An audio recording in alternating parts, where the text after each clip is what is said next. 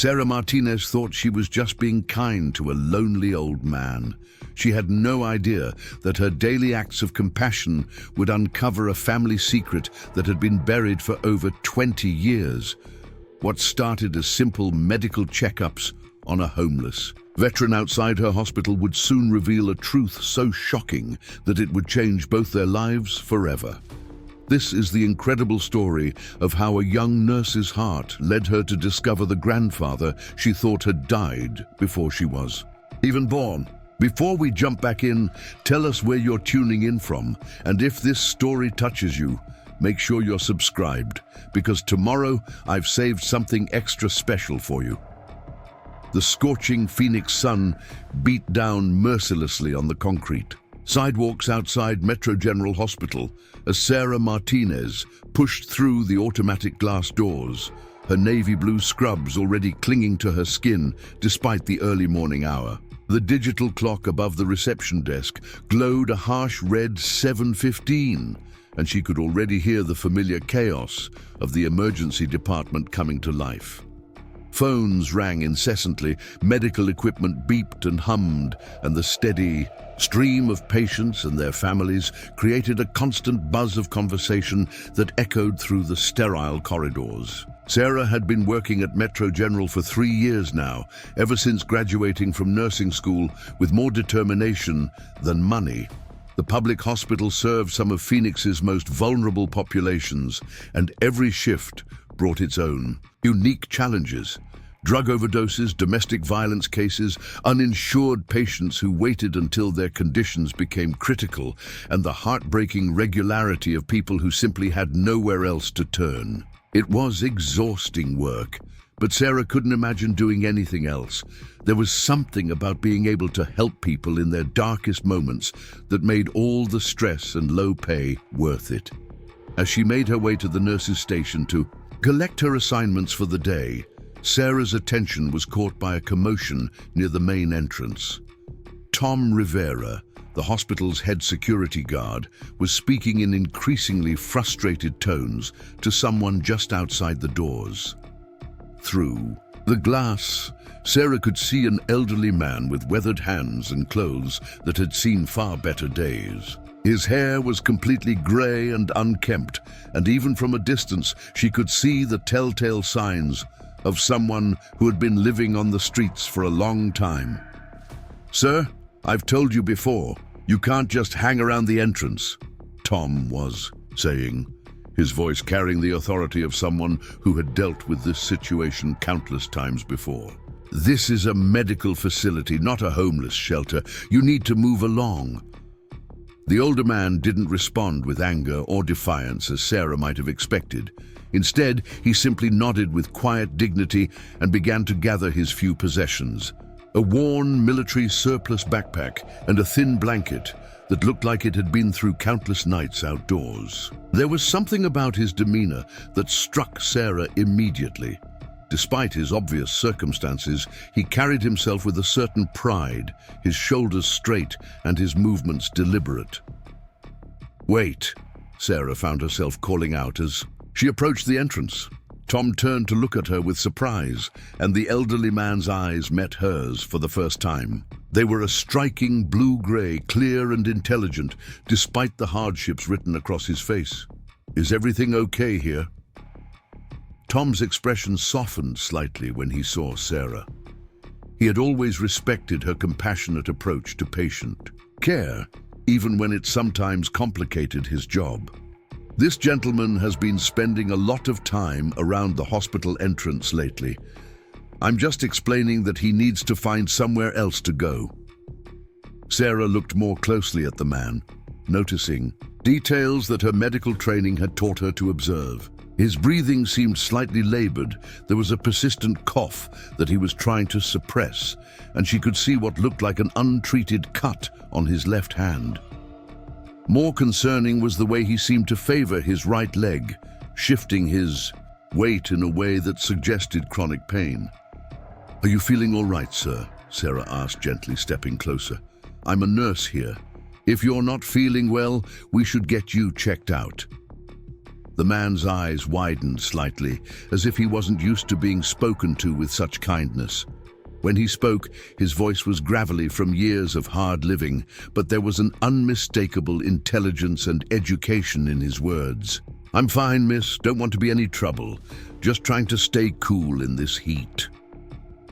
Sarah glanced at the thermometer mounted near the entrance, which already read 93 degrees despite the early hour. Phoenix in late summer was brutal for anyone, but for someone living outdoors without access to air conditioning or even adequate shelter, it could be life-threatening.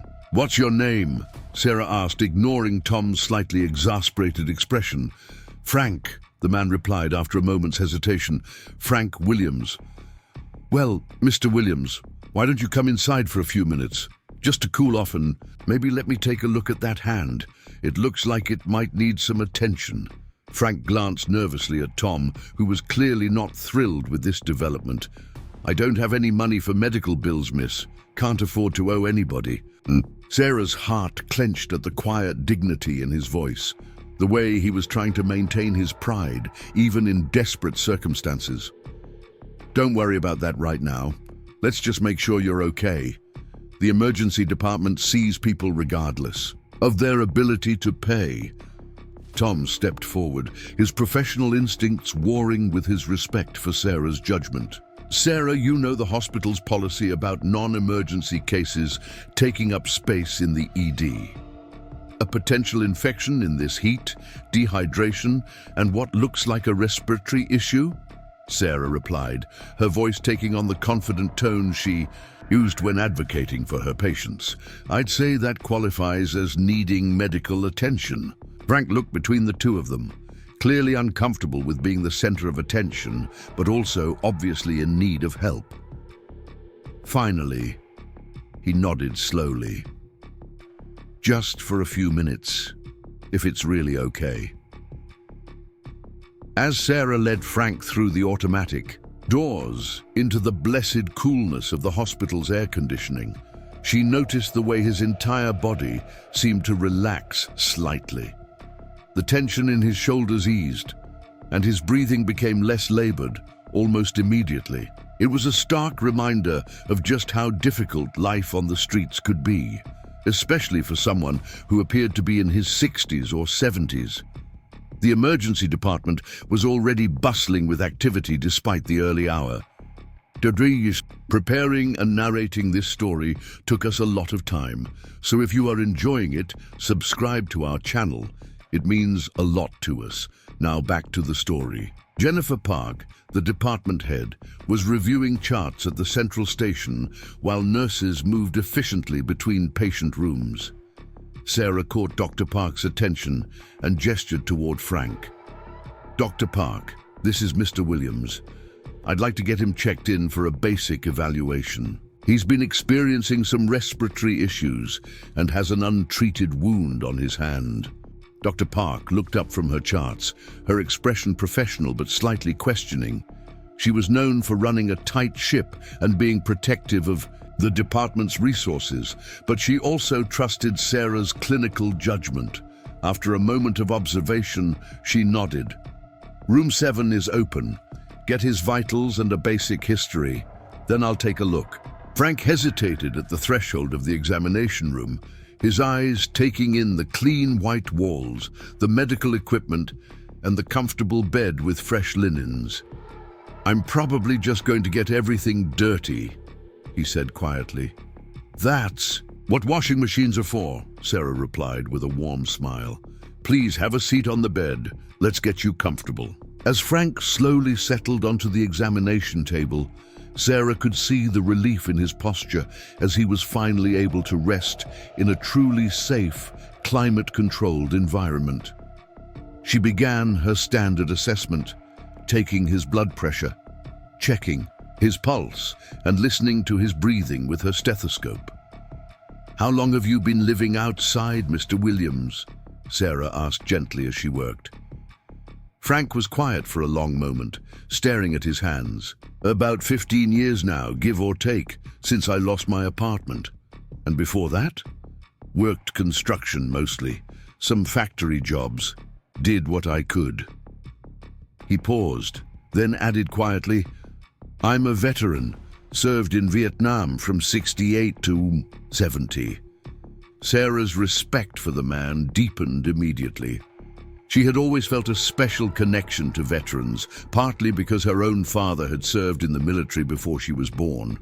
Unfortunately, he had died in a training accident when Sarah was just 2 years old, leaving her mother to raise her alone. The stories her mother had told her about her father's service had instilled in Sarah a deep appreciation for the sacrifices made by military personnel. "Thank you for your service," Sarah said sincerely. "Are you connected with any veteran services here in Phoenix?" Frank shook his head. "Tried a few times over the years. Paperwork gets complicated when you don't have a permanent address. And to be honest, I'm not always the easiest person to help. I've got my ways of doing things." As Sarah cleaned and bandaged the cut on Frank's hand, she found herself genuinely enjoying their conversation. Despite his circumstances, Frank was articulate and intelligent. He asked thoughtful questions about her work, showed genuine interest in her answers, and demonstrated a dry sense of humor that caught her off guard several times. "You're good at this," Frank observed, as Sarah finished wrapping his hand with professional efficiency. "How long have you been a nurse?" 3 years, Sarah replied. "Still learning something new every day, though." "Your patients are lucky to have you. Not everyone would take the time to help a stranger like you did today." Before Sarah could respond, Dr. Park appeared in the doorway with Frank's preliminary test results. "Mr. Williams, your vital signs look stable, but I am concerned about some congestion in your lungs.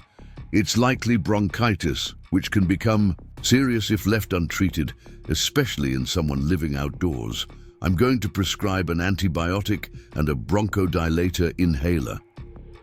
Frank's expression immediately became troubled. "Doctor, I appreciate everything you've done, but I can't afford prescriptions." Dr. Park exchanged a look with Sarah, who stepped forward. "Mr. Williams, the hospital pharmacy has a program for patients who can't afford their medications. Let me see what we can arrange." "I don't want charity," Frank said firmly, but without anger. "I've got my pride." "It's not charity," Sarah replied gently. "It's healthcare. You served your country. You deserve to be healthy." After some gentle persuasion, Frank agreed to accept the assistance with his medications. Sarah walked him to the pharmacy and helped him navigate the paperwork, then accompanied him back to the hospital entrance. As they stood in the lobby, Frank turned to her with an expression of genuine gratitude. "Miss Martinez," he said, having noticed her name tag during their time together. "I can't remember the last time someone showed me this kind of kindness. Thank you. Just take care of yourself, Mr. Williams, and if you need anything, you know where to find us." As Frank walked away, disappearing into the bright Phoenix sunshine, Sarah felt a strange sense of connection to the elderly veteran. There had been something about him, something familiar that she couldn't quite put her finger on. Maybe it was his quiet dignity, or the intelligent way he spoke, or simply the fact that he reminded her of the stories her mother had told about her own father. What Sarah didn't know was that this chance encounter was just the beginning of a story that would challenge everything she thought she knew about her own family history. Frank Williams carried secrets that stretched back decades, secrets that would soon come to light in the most unexpected way possible. The next morning, Sarah arrived at work to find Frank sitting on a bench across the street in Riverside Park, the small green space that provided one of the few shaded areas in the downtown hospital district. He was reading what appeared to be a worn paperback book, his posture suggesting that he was feeling better after his treatment the day before. Without really thinking about it, Sarah found herself walking across the street during her break. Frank looked up as she approached, a smile creasing his weathered features. "Nurse Martinez, good to see you again. How are you feeling today, Mr. Williams? Is the medication helping?"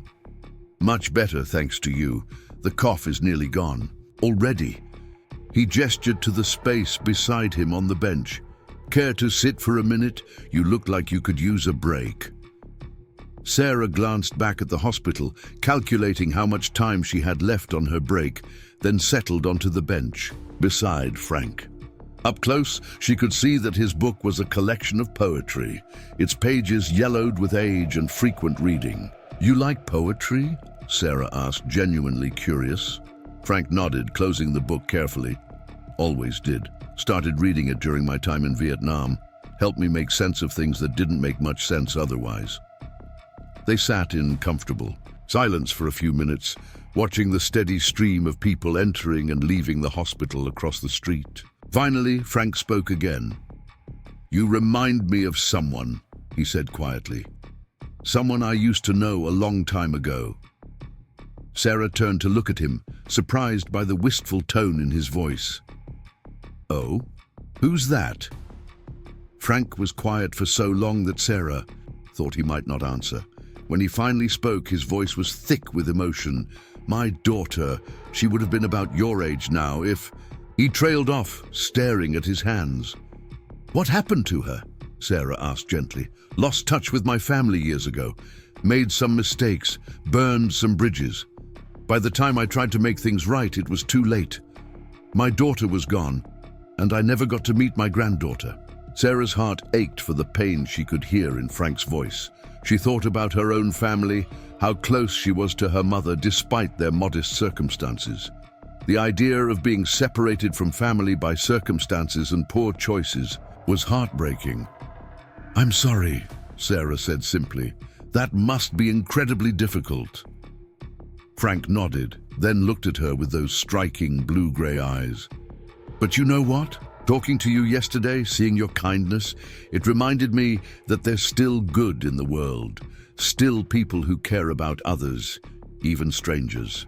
As Sarah's break time came to an end, she found herself reluctant to leave. There was something about Frank's story that resonated with her deeply, though she couldn't quite identify what it was. As she stood to go back to work, Frank called after her. "Miss Martinez, would it be all right if I came by tomorrow? Just to say hello?" Sarah smiled. "I'd like that, Mr. Williams. I'd like that very much." What neither of them realized was that this simple exchange was setting in motion a chain of events that would soon reveal one of the most extraordinary coincidences either of them could have imagined. Frank Williams had been searching for his lost family for over 15 years, never knowing that fate had brought him within a few hundred yards of the granddaughter he had never met. And Sarah Martinez was about to discover that the homeless veteran she had befriended was not the stranger he appeared to be, but rather the missing piece of a family puzzle that had haunted her mother for decades. Over the following weeks, Sarah found herself looking forward to her brief encounters with Frank Williams more than she cared to admit. What had started as a professional obligation to check on a patient had evolved into something much more meaningful. Every few days, Frank would appear at the small park across from Metro General, usually in the early afternoon, when Sarah typically took her break. Their conversations had become a bright spot in her often emotionally draining work schedule. Frank was unlike anyone Sarah had ever met. Despite his circumstances, he possessed a wisdom and perspective that came from years of hard-won experience. He could discuss everything from current events to classical literature with equal insight, and his observations about human nature were often startlingly perceptive. More than once, Sarah found herself thinking about something Frank had said, long after their conversation had ended. "You know," Frank said one particularly hot Thursday afternoon as they sat in the shade of the park's single large mesquite tree, "I've been thinking about what you said last week about wanting to specialize in trauma nursing." Sarah looked up from the medical journal she had been reading during her break. Over their many conversations, she had found herself opening up to Frank about her career aspirations, her frustrations with the healthcare system, and even some of her personal struggles. There was something about his attentive listening and thoughtful responses that made her feel comfortable sharing things she rarely discussed with anyone. "What about it?" Sarah asked, genuinely curious about his perspective. Frank adjusted his position on the bench, favoring his right leg as he always did. The chronic pain from an old injury was something he rarely complained about, but Sarah's trained eye could see it in the way he moved. It takes a special kind of person to help people through their worst moments. Takes someone who understands that healing isn't just about fixing what's broken on the outside. "What do you mean?" Frank was quiet for a moment, staring across the street at the hospital's bustling emergency entrance. "I've seen a lot of trauma in my life. Combat trauma, personal trauma. The kind of pain that goes deeper than anything a doctor can see on an X-ray. The people who really helped me weren't always the ones with the most medical knowledge. They were the ones who saw me as a person first, a patient second." Sarah felt a familiar tightness in her chest, the same emotional response she always had when Frank shared glimpses of his past struggles. She had learned enough about his story over their conversations to understand that his path to homelessness had been complex, involving untreated PTSD, substance abuse, job loss, and a series of circumstances that had spiraled beyond his control. "Is that part of what happened with your family?" Sarah asked gently. "The trauma, I mean." Frank's expression darkened slightly, the same shadow that always crossed his face when the conversation turned to his lost daughter and granddaughter. "I came back from Vietnam carrying a lot of anger and confusion. Didn't know how to talk about what I'd seen, what I'd done. My wife tried to understand, but I pushed her away. Pushed everyone away, really." "What was your daughter's name?" "Elena," Frank said softly, and Sarah could hear the love and regret in his voice. "Elena Maria Williams. She was born in 1975. Just the most beautiful little girl you ever saw. Had these big, dark eyes and this laugh that could light up a whole room." Sarah's breath caught slightly at the mention of her father's death date, but she pushed the thought aside. It was just a coincidence. Lots of children.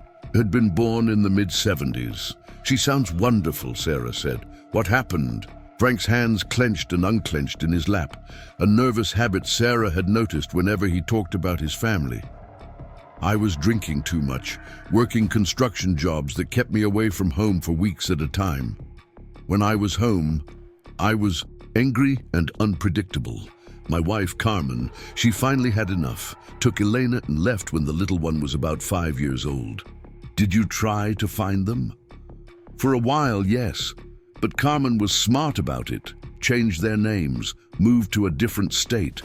By the time I got sober and tried to make things right, it was like they had disappeared completely. I hired private investigators, checked records, did everything I could think of. Never found so much as a trace." Sarah felt her heart breaking for the pain in Frank's voice. She couldn't imagine being separated from her own family, especially knowing that the separation was the result of her own mistakes. That must have been devastating. "The hardest part," Frank continued, "is knowing that Elena probably grew up thinking her father abandoned her. That she might have children of her own now, my grandchildren, who don't even know I exist. Or worse, who think I'm someone they're better off without." As Frank spoke, Sarah found herself thinking about her own family history. Her mother had always been somewhat vague about Sarah's father's family, explaining that his relatives had been distant and that contact had been lost after his death. Sarah had occasionally wondered about paternal grandparents, aunts, uncles, or cousins she might have, but her mother had always seemed uncomfortable discussing the topic, so Sarah had learned not to push. "I'm sure Elena understood eventually," Sarah offered. "When she got older, she probably realized that addiction is a disease, not a character flaw. That the father who left wasn't the real you." Frank looked at her with those penetrating blue-gray eyes. You really think so? I do. And if you have a granddaughter out there somewhere, I bet she would want to know her grandfather. The man I've gotten to know over these past few weeks is kind, intelligent, and caring. Any family would be lucky to have you. Frank's expression softened, and for a moment Sarah thought she saw tears forming in his eyes. You have no idea how much it means to hear you say that, Sarah. You've given an old man more hope than he's had in years. Their conversation was interrupted by the sound of Sarah's phone buzzing with a text message. She glanced at it and saw that it was from her supervisor, asking her to come in early for the evening shift due to a staffing shortage. I'm sorry, Frank, but I have to get back. They need me to cover for someone. Of course, Frank said, standing slowly. Thank you for listening to an old man ramble about the past. It's not rambling, Sarah said firmly. And Frank, don't give up hope about your family. Sometimes the universe has a way of bringing people together when they need each other most.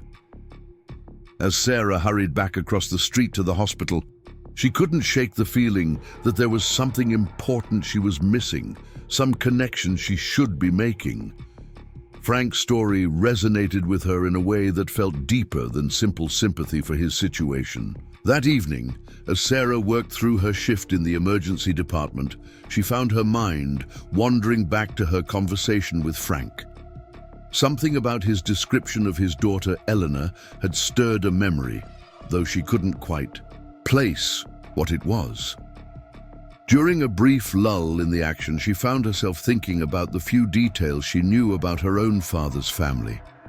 Her mother had always said that Sarah's paternal grandfather had died before Sarah was born, lost to alcoholism and estrangement from the family. The few photographs Sarah had seen of her father showed a young man in military uniform, but her mother had never provided much detail about his service or his family background. Sarah had always assumed that the lack of information was simply due to the pain of her father's early death and her mother's desire to focus on building their own life together. But now, talking to Frank about his own struggles with PTSD and substance abuse, Sarah found herself wondering if there might be more to the story. What if her grandfather hadn't died when she thought he had?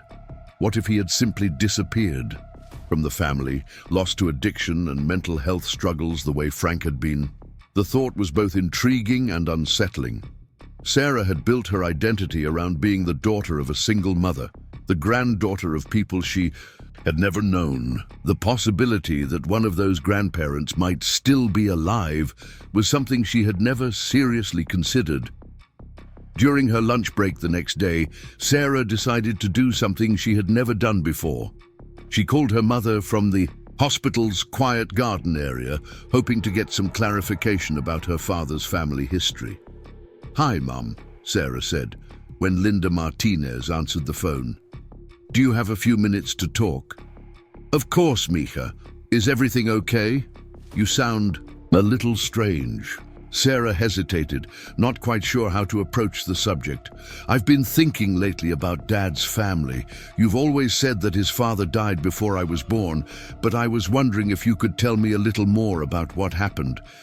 There was a long pause on the other end of the line, and Sarah could almost feel her mother's discomfort through the phone.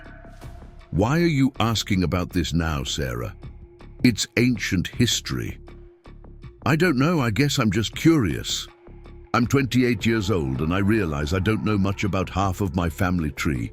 What was his name? Where did he live? Another pause. Sarah, some things are better left in the past. Your father's family. There were problems. Serious problems. Your grandfather struggled with alcohol and PTSD from the war. He disappeared from your father's life when your dad was young, and we never heard from him again. But you said he died. I assumed he had. People like that, living on the streets, struggling with addiction. They don't usually live very long. Sarah felt a chill run down her spine. Living on the streets? Sarah, why is this important now? I've raised you to focus on the future, not dwell on the past. Mum, what was his name? I don't see why that matters. Please, I have a right to know about my own family. Linda was quiet for so long that Sarah wondered if the call had been disconnected. Finally, her mother spoke in a voice barely above a whisper. Francisco Williams, but everyone called him Frank. Sarah's phone nearly slipped from her hand. The world seemed to tilt on its axis as the impossible possibility became undeniably clear. Francisco Williams, Frank Williams, a Vietnam veteran with a daughter named Elena who would be around her mother's age. A man who had lost his family due to PTSD and alcoholism. A man who had been searching for his daughter and granddaughter for 15 years. Mom, Sarah said, her voice shaking. What was Dad's full name? His legal name? Elena Maria Martinez. She took my name when we got married, but before that, Linda's voice trailed off as if she was beginning to understand the implications of Sarah's questions. Before that, what? Before that, her name was Elena Maria Williams. Sarah closed her eyes, feeling the full weight of the revelation washing over her. The homeless veteran she had been caring for, the man she had grown to respect and care about, the grandfather she had been told was dead. They were the same person. Frank Williams wasn't just any homeless veteran. He was her grandfather. For the rest of her shift, Sarah moved through her duties in a daze. Every patient she treated, every medication she administered, every conversation she had with colleagues felt surreal and distant.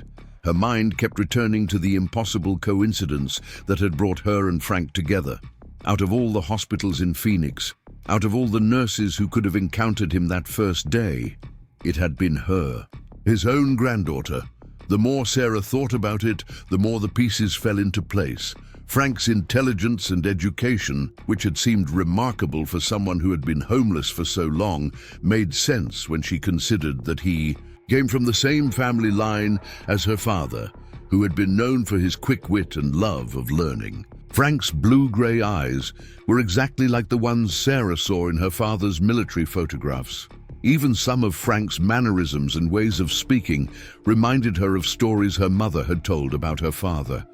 But perhaps most remarkably, Frank's immediate connection to Sarah, his comment that she reminded him of someone he used to know, now took on an entirely different meaning. On some subconscious level, he had recognized something familiar in her, some echo of the daughter and granddaughter he had lost so many years ago.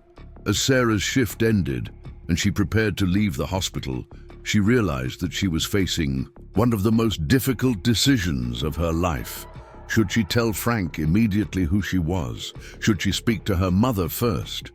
How do you approach someone with news that will fundamentally change their understanding of their own life? Standing at the hospital entrance, looking across the street toward Riverside Park, where Frank often spent his afternoons, Sarah took a deep breath and made her decision. Tomorrow, she would tell him the truth. Tomorrow, she would give her grandfather the news that would end his 15-year search for his family.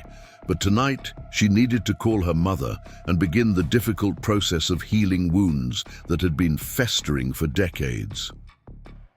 The following morning dawned clear and unusually cool for Phoenix in late summer. Sarah had barely slept, her mind racing with thoughts of how to approach Frank with the earth-shattering news of their relationship.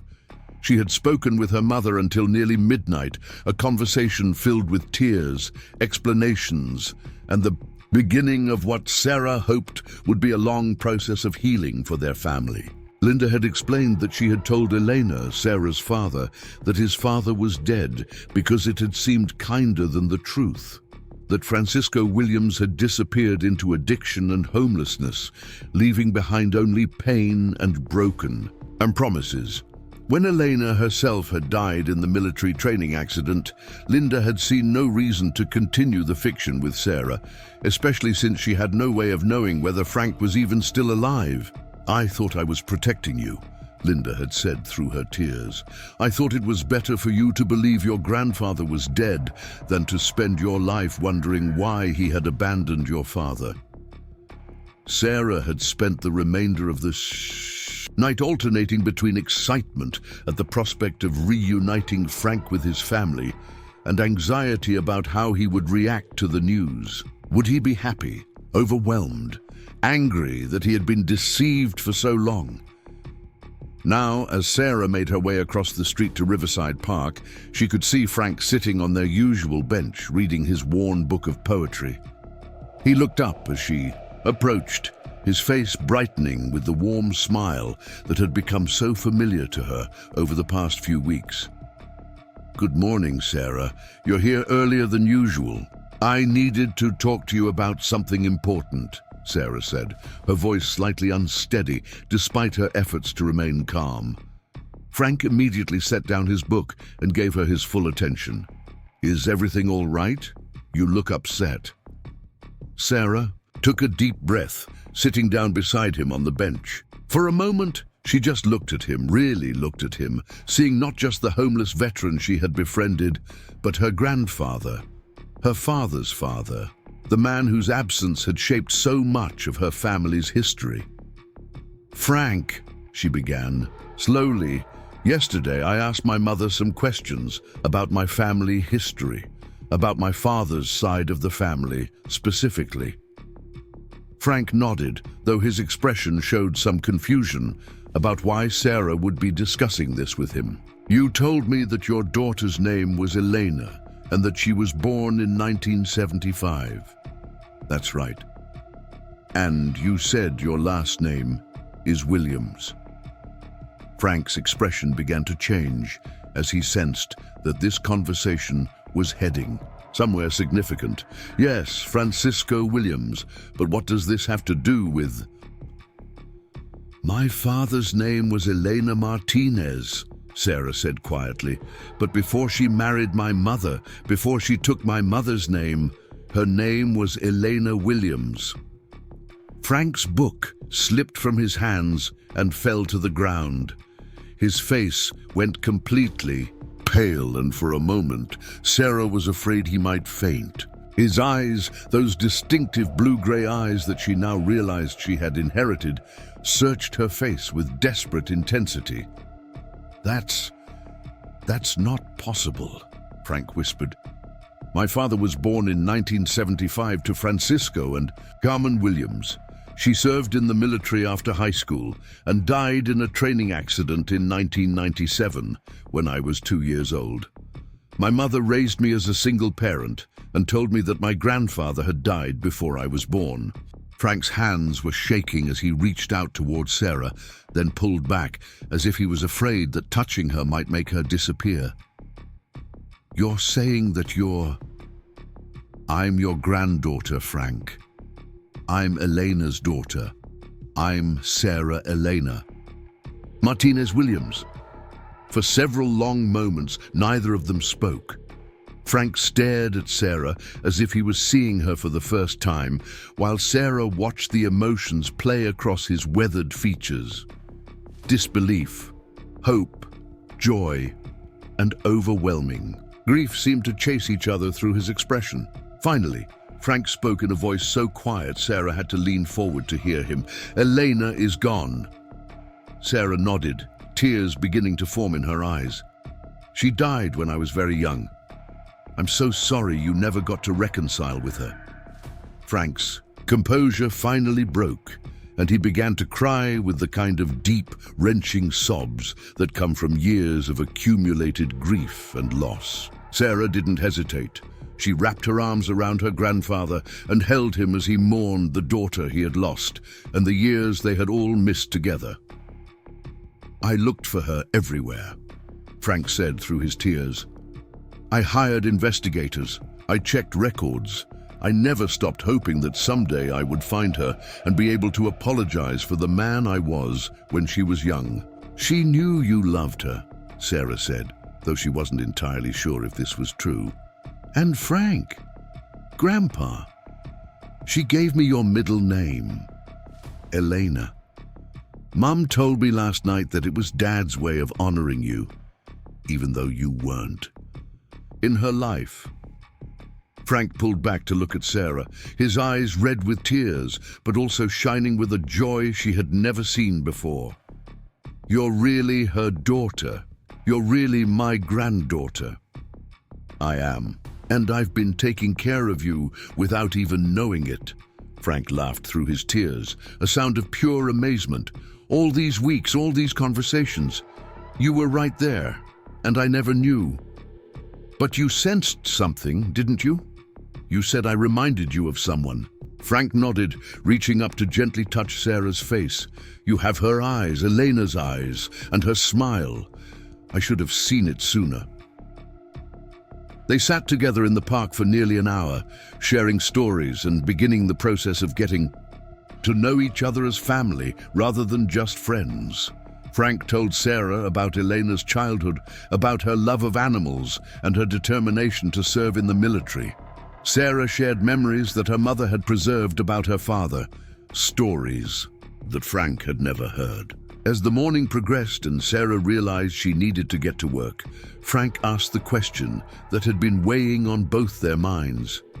What happens now? I'm still... This. He gestured to his worn clothes and modest possessions. I'm still homeless. I'm still struggling. I don't want to be a burden to you and your mother. Sarah took his hands in hers, noticing how similar they were to her own, despite the differences in age and circumstances. What happens now is that we're family. We figure out the rest together. But your mother. My mother wants to meet you. She wants to apologize for letting you think Elena was dead, and she wants to help you get back on your feet. We both do.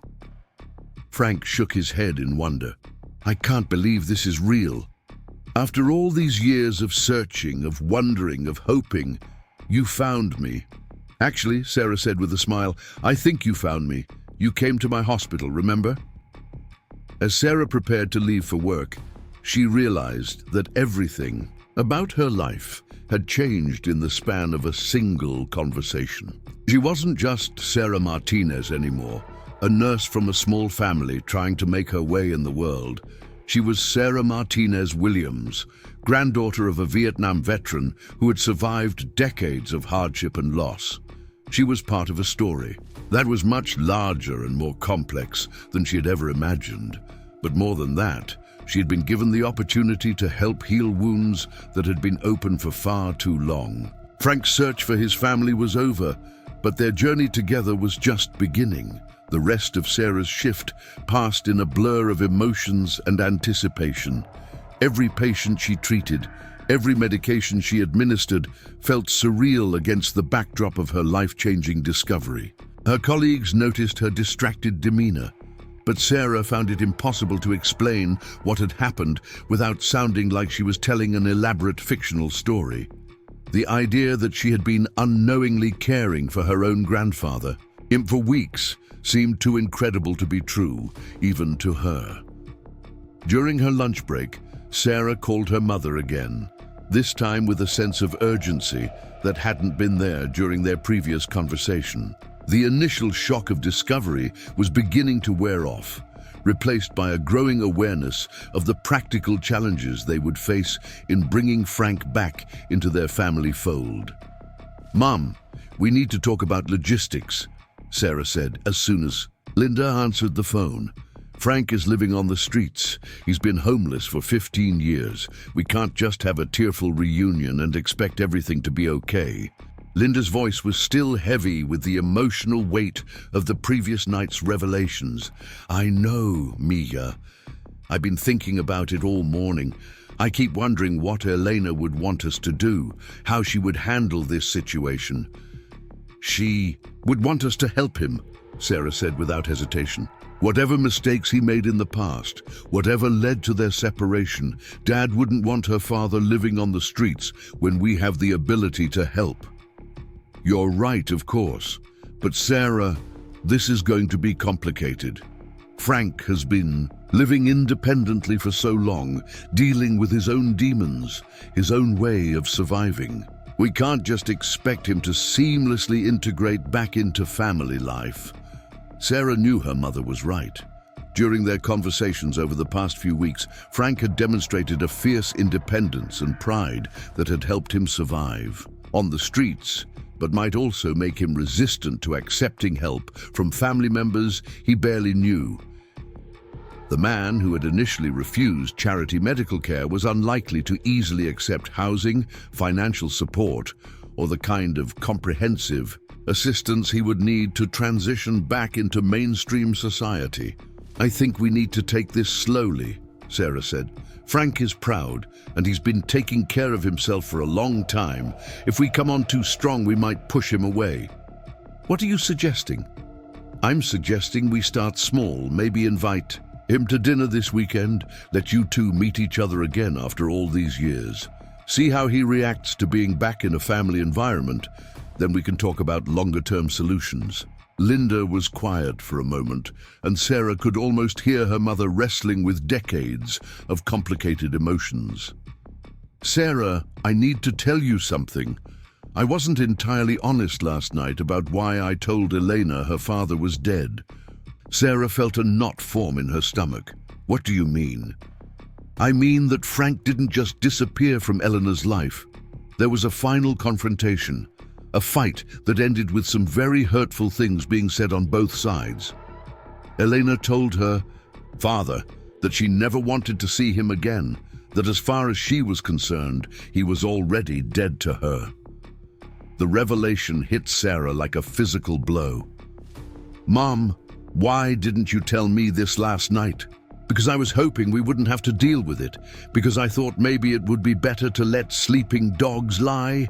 But if we're really going to try to bring Frank back into our family, you need to know the whole truth." Sarah closed her eyes, trying to process this new information. The romantic notion of a long-lost grandfather being reunited with his loving family was becoming complicated by the reality of old wounds and unresolved conflicts. What exactly happened during this final confrontation? Linda sighed heavily. Frank had been drinking heavily for months. He lost another job, got arrested for public intoxication, and Elena had to bail him out of jail. She was 19 years old, trying to prepare for military service, and she was tired of dealing with her father's problems. She told him that if he couldn't get sober and stay sober, she didn't want him in her life. And what did he say? He said some terrible things, called her ungrateful, said she was just like her mother, accused her of abandoning him when he needed her most. Elena was devastated. She came home crying and told me that she was done, that she never wanted to see or hear from him again. Sarah felt tears forming in her eyes as she imagined her father as a young woman, dealing with the pain of having to cut ties with her own father. But she kept his middle name for me. She did, which tells me that despite everything that happened, despite all the hurt and anger, Elena still loved her father. She just couldn't live with his addiction anymore. As Sarah hung up the phone and returned to her duties, she found herself looking at Frank's situation from an entirely different perspective. This wasn't just a story about a man who had made mistakes and lost his family. This was a story about addiction, mental health, generational trauma, and the long-lasting effects of unresolved conflict. Frank wasn't just her long-lost grandfather. He was also the man who had hurt her father so deeply that Elena had felt compelled to cut him out of her life entirely. The fact that Frank had eventually gotten sober and spent 15 years searching for his family suggested genuine remorse and change. But it didn't erase the pain he had caused during Elena's formative years. That evening, as Sarah prepared to leave the hospital, she saw Frank waiting for her at their usual bench in Riverside Park. He stood as she approached, his posture betraying a nervousness that hadn't been there during their earlier conversation. The enormity of their relationship had clearly sunk in for him as well. "Sarah," he said as she reached him, "I've been thinking all day about this morning, about what you told me. I keep wondering if I'm dreaming, if I'm going to wake up and find out that this was all just my imagination. It's real, Frank. We're family." Frank nodded, but his expression remained troubled. "There's something I need to tell you, something about the way things ended with Elena. I wasn't entirely honest this morning about the circumstances of our separation." Sarah felt her heart sink, though she wasn't entirely surprised. "What do you mean?" Frank gestured for her to sit beside him on the bench, then spent several moments gathering his thoughts before speaking. "When I told you that Elena and her mother left because of my drinking and anger, that was true. But I didn't tell you about the last time I saw my daughter, about the things that were said." As Frank recounted the details of his final confrontation with Elena, Sarah found herself reliving the same story her mother had told her just hours earlier. Hearing it from Frank's perspective, seeing the shame and regret in his eyes as he described his behavior during that period, made the events feel even more tragic. "I said things to her that no father should ever say to his child," Frank concluded, his voice barely above a whisper. "I was drunk, I was angry, and I blamed her for problems that were entirely my own making. The last words my daughter ever heard from me were cruel and unfair." "But you got sober eventually," Sarah pointed out. "You said you tried to find her." "I did, but it was too late. By the time I had gotten my life together enough to mount a real search, Elena had already joined the military and disappeared from any records I could access. And honestly, Sarah, even when I was looking for her, part of me wondered if I had any right to disrupt her life. She had made it clear that she wanted nothing to do with me." Sarah studied her grandfather's face, seeing the genuine remorse and self-reflection that his years of sobriety had brought. "Frank, people say things they don't mean when they're hurt and angry. Dad keeping your middle name for me suggests that she still loved you, even after everything that happened." "You really think so?" "I do, but I also think we need to be realistic about what this reunion means. We can't just pick up where Elena and you left off 25 years ago. We're going to have to build our relationship from scratch, and it's going to take time." Frank nodded slowly. "I understand. And Sarah, I want you to know that if this is too much, if having me in your life is going to cause problems for you and your mother, I'll understand. The last thing I want is to disrupt the family you've built without me." The selflessness in Frank's words reminded Sarah of why she had grown to care about him so much during their weeks of friendship. Despite his difficult past, despite the mistakes he had made, Frank had evolved into a man who genuinely cared about others and was willing to sacrifice his own happiness for the well-being of his family. "Frank, you're not disrupting anything. You're completing something that was missing, but I think we should take this slowly. Maybe start with dinner this weekend. Let you and my mother meet each other again. See how it goes." Frank's eyes lit up with a mixture of hope and anxiety. "Your mother wants to meet me, even after everything I put Elena through?" "She does. She feels guilty about letting you think Elena was dead all these years. She wants to apologize and to get to know the man you've become, Ray." As they made plans for the weekend dinner, Sarah found herself marveling at the complexity of human relationships and the power of forgiveness. Here was a man who had lost everything due to his own poor choices, who had spent decades paying for those mistakes, and who was now being offered a chance at redemption by the family he had hurt so deeply. But redemption, Sarah was learning, wasn't a simple process. It required not just the willingness to forgive, but also the courage to be vulnerable, to take risks, and to believe that people could genuinely change. The weekend dinner took place at Linda's modest two-bedroom house in a quiet neighborhood about 20 minutes from downtown Phoenix. Sarah had picked Frank up from the Veterans Affairs office, where he had been staying in temporary housing while working with a social worker to address his long-term housing needs. The transformation in his appearance was remarkable. With access to shower facilities, clean clothes from a local charity, and a haircut from a volunteer barber, Frank looked more like the educated, articulate man Sarah had come to know, and less like the stereotypical homeless person he had appeared to be during their first encounter. Linda had spent the entire day cooking, preparing Elena's favorite meal as a way of honoring her daughter's memory and creating a connection between past and present. The smell of homemade tamales, Spanish rice, and fresh salsa filled the small house, creating an atmosphere of warmth and hospitality that Sarah hoped would help put Frank at ease. When Frank walked through the front door of the house where his daughter had lived as a newlywed, where his granddaughter had taken her first steps, his emotional response was immediate and overwhelming. He stood in the entryway for several long moments, his eyes taking in the family photographs that lined the walls, the comfortable furniture that spoke of a life well lived, and the evidence of Sarah's childhood that was still visible in various corners of the home. "Elena lived here," he said quietly, not really asking a question but seeking confirmation of something that felt too significant to be real. "She did," Linda replied, her own voice unsteady with emotion. This was her home with Sarah until she left for the military. Frank approached the wall of family photographs with the reverence of someone entering a sacred space. Sarah watched as his eyes traced over images of Elena in her military uniform, pictures of Sarah at various stages of childhood, and family celebrations that he had missed entirely.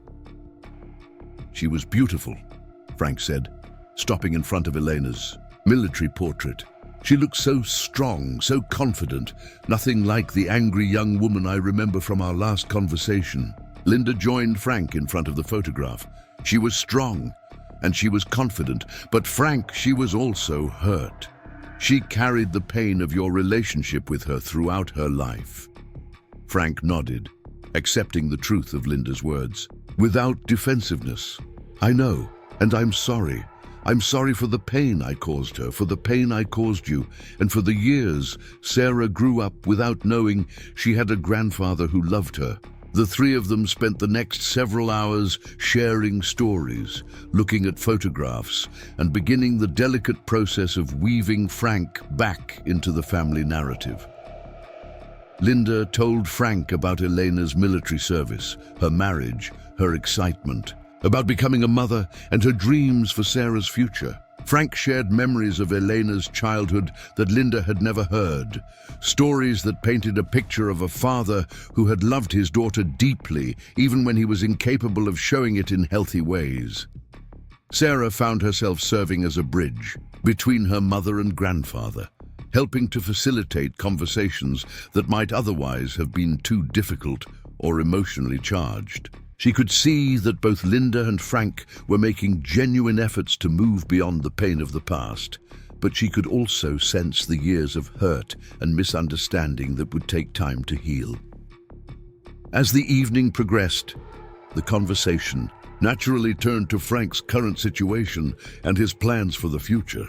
Sarah had been dreading this part of the discussion, knowing that it would force them to address the practical realities of Frank's homelessness and the question of what kind of support the family could or should provide. "Frank," Linda said, during a quiet moment after dinner, "Sarah told me that you've been living on the streets for 15 years. I can't imagine how difficult that must have been." Frank looked down at his hands, the shame of his circumstances evident despite the progress he had made in recent weeks. "It's been hard, but I've managed. I've learned to take care of myself." "But you don't have to take care of yourself alone anymore," Sarah interjected. "You have family now. We want to help."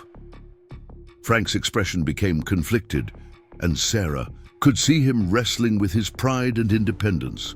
"I appreciate that, I really do. But I don't want to be a burden. You both have your own lives, your own responsibilities." Linda leaned forward, her expression earnest.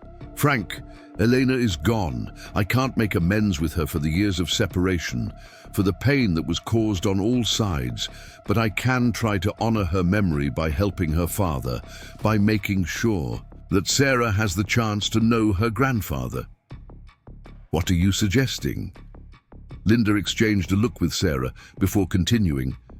I'm suggesting that you stay here in Elena's old room while you get back on your feet, temporarily, until you can find permanent housing and maybe some kind of work or benefits that will allow you to live independently. Frank's eyes widened with surprise and something that looked like fear. Linda, I couldn't possibly impose like that. It's not an imposition, it's family. The offer hung in the air between them, laden with both possibility and risk. Sarah could see Frank struggling with the decision, torn between his desperate need for stability and his fear of becoming dependent on family members who barely knew him. I don't know if I remember how to live with other people, Frank said finally. I've been on my own for so long. I have routines, habits, ways of doing things that might not work in a family environment. Sarah reached across the table and took her grandfather's hand. We'll figure it out together, all of us.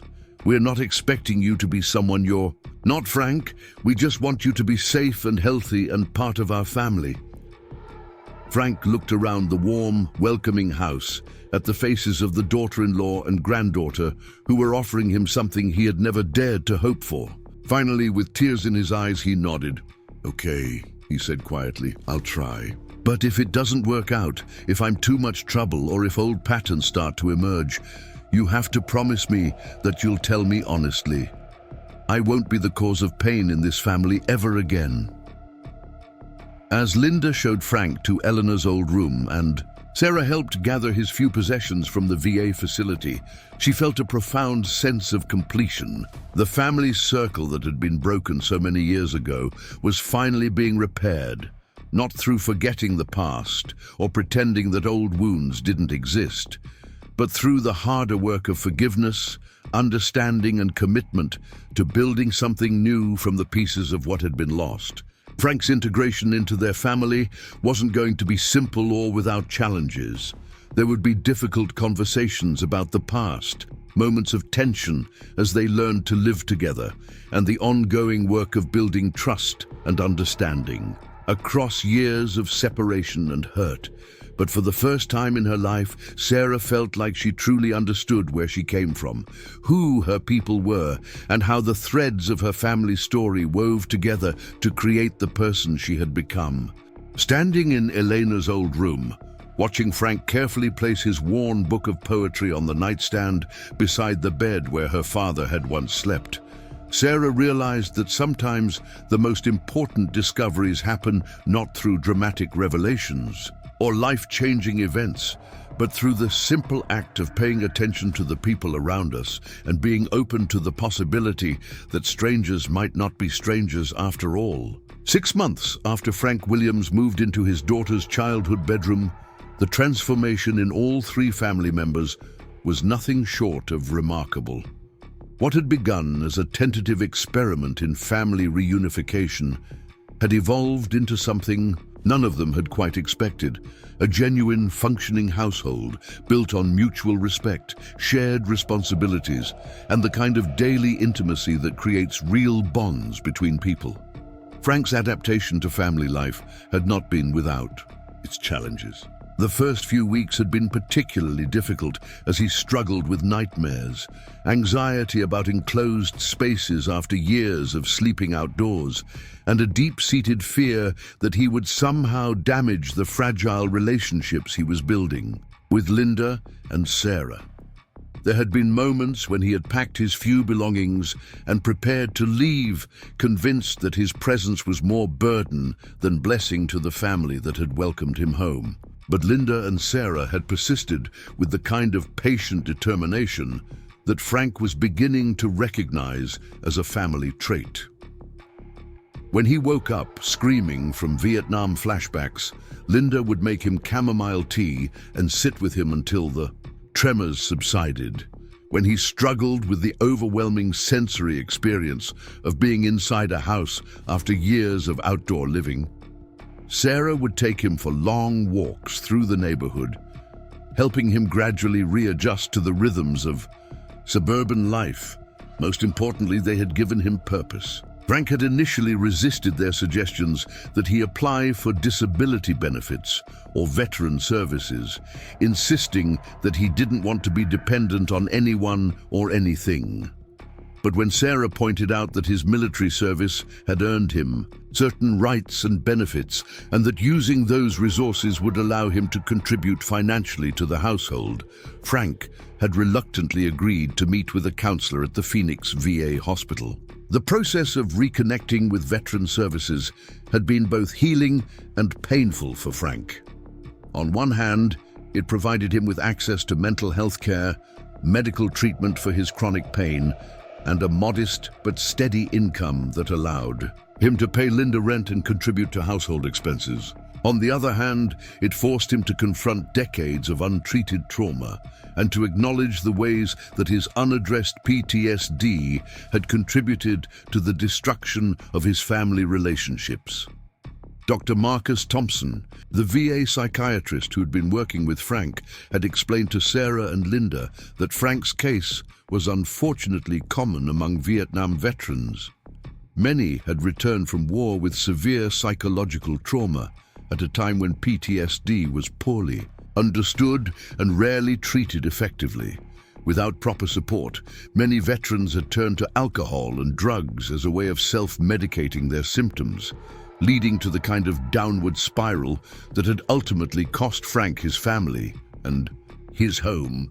The important thing to understand, Dr. Thompson had told them during a family therapy session, is that Frank's addiction and homelessness weren't character flaws or moral failings.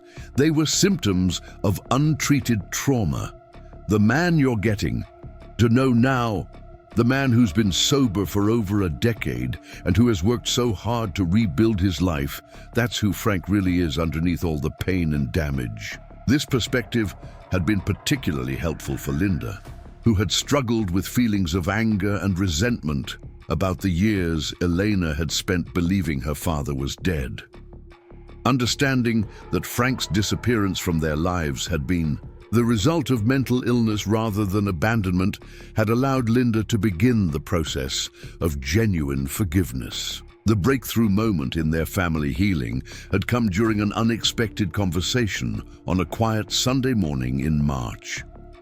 Frank had been living with them for nearly 4 months, and the three of them had developed comfortable routines around coffee, breakfast, and the Sunday crossword puzzle that Linda had been completing religiously for over 20 years. Sarah had been working the night shift and was sleeping late, leaving Linda and Frank alone at the kitchen table with their coffee and the newspaper. Linda had been struggling with a particularly difficult clue when Frank quietly offered a suggestion that turned out to be correct. "Thank you," Linda had said, penciling in the answer. Elena always said her father was the smartest person she knew. The comment had hung in the air between them, the first time Linda had spoken directly about Elena's feelings toward Frank during their years of separation.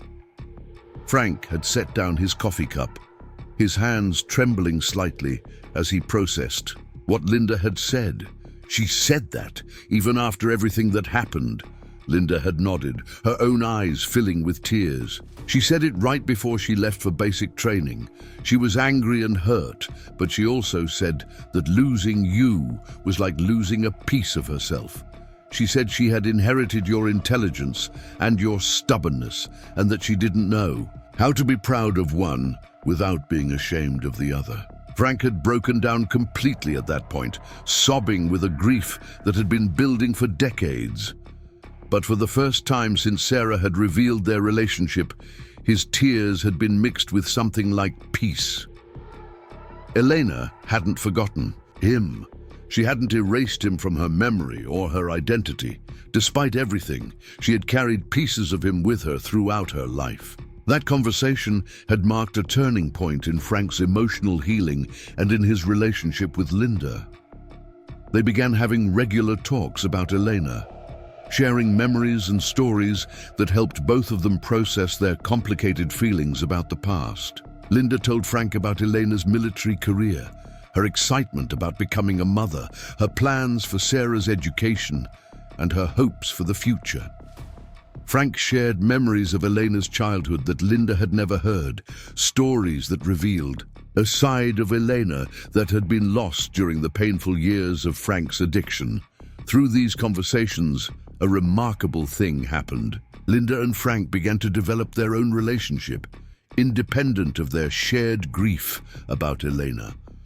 They discovered that they had similar senses of humor, that they both loved old movies and classical music, and that they shared a fierce protectiveness towards Sarah that transcended their complicated history. Sarah, meanwhile, had been experiencing her own transformation through her relationship with Frank. Having a grandfather had given her a deeper understanding of her own identity and a connection to family history that she had never known existed. Frank had filled in gaps in her knowledge about her father's personality, habits, and dreams that Linda either hadn't known or had forgotten over the years. More importantly, Frank had become a genuine source of wisdom and support in Sarah's life. His decades of hard-won experience, his perspective on loss and recovery, and his deep appreciation for the simple blessings of family life had helped Sarah develop a more mature understanding of what really mattered in life. When Sarah had been struggling with a difficult decision about whether to accept a promotion to a supervisory position at the hospital, it had been Frank who helped her think through the implications. When she had been dealing with a challenging patient who reminded her of her own family's struggles, it had been Frank who helped her find the emotional balance she needed to provide compassionate care without becoming overwhelmed by her own feelings.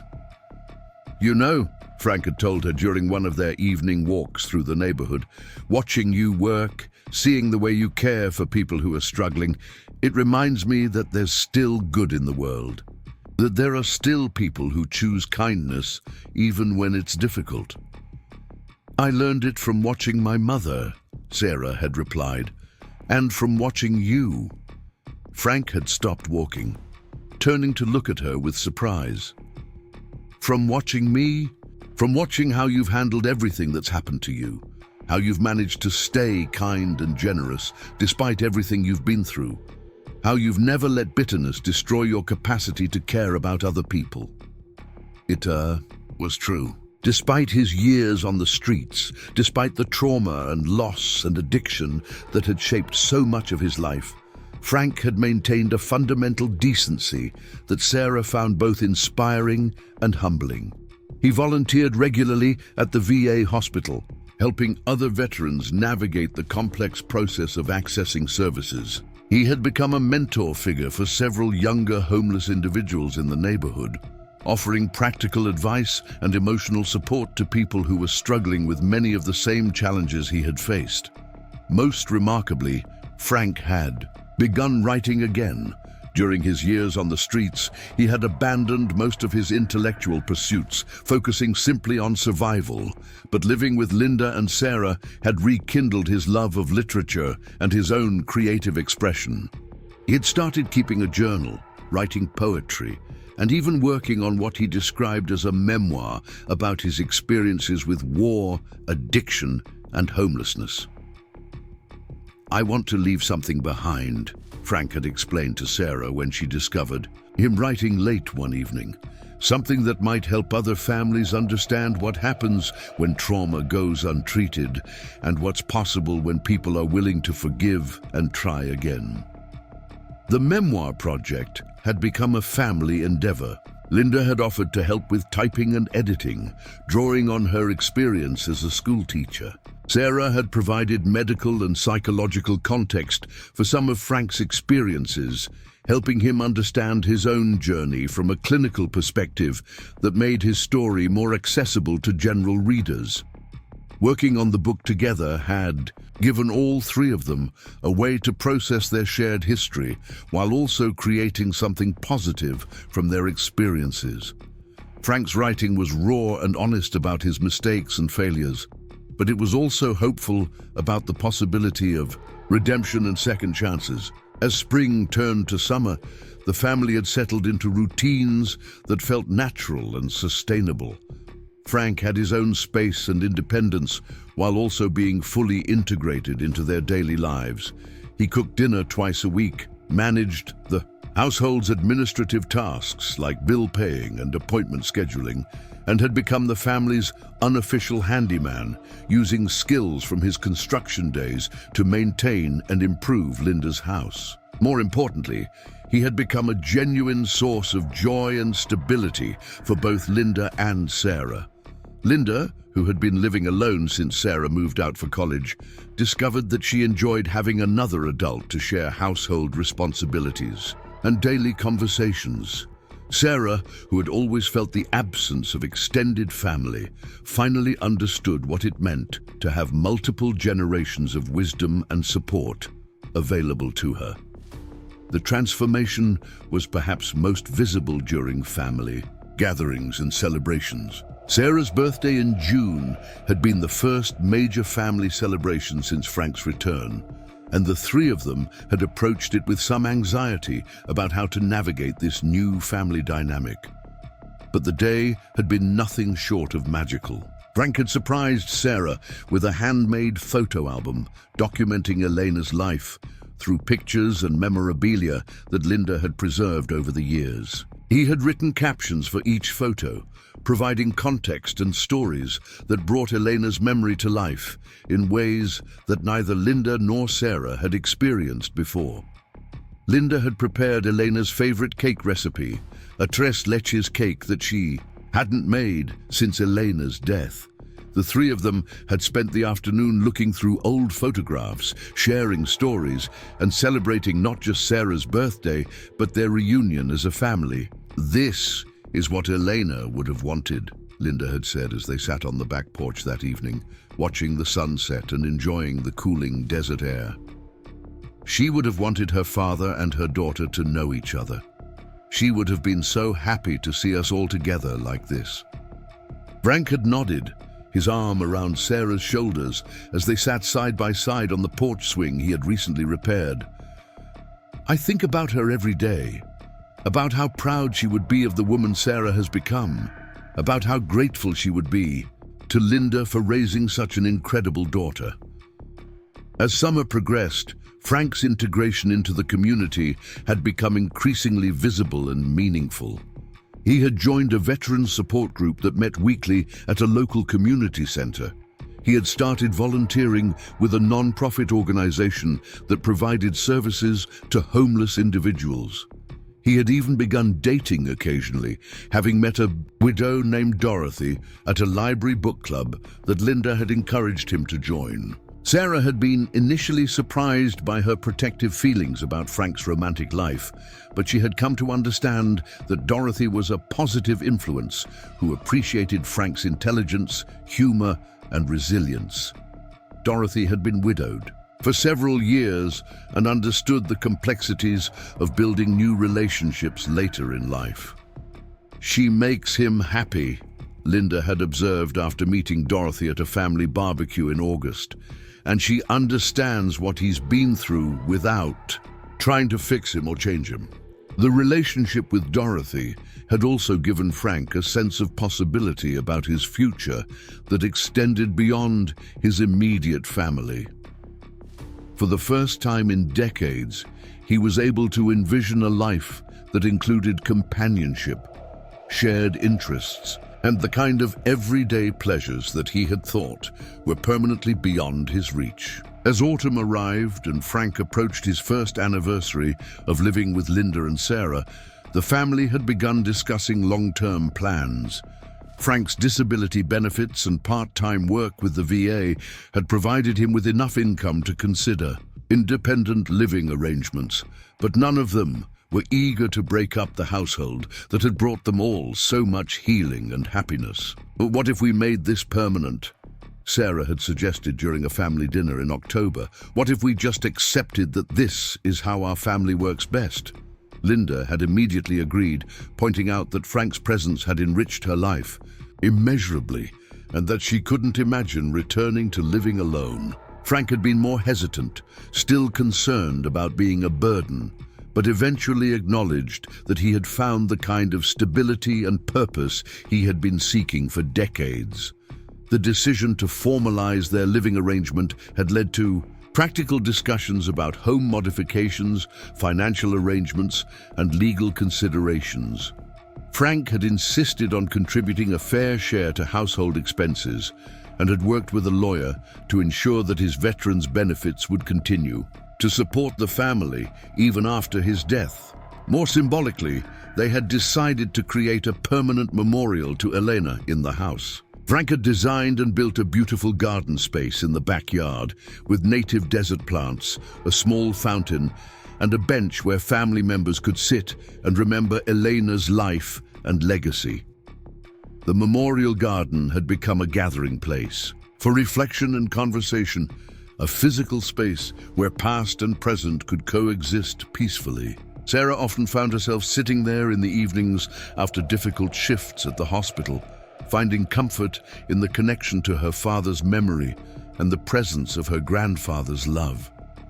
On the first anniversary of Frank's return to the family, they had held a celebration that included extended friends and community members who had become part of their support network.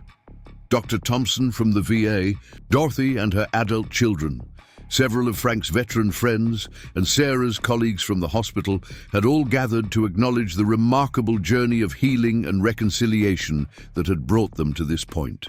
"A year ago," Sarah had said during her toast that evening, "I thought I knew who my family was and where I came from.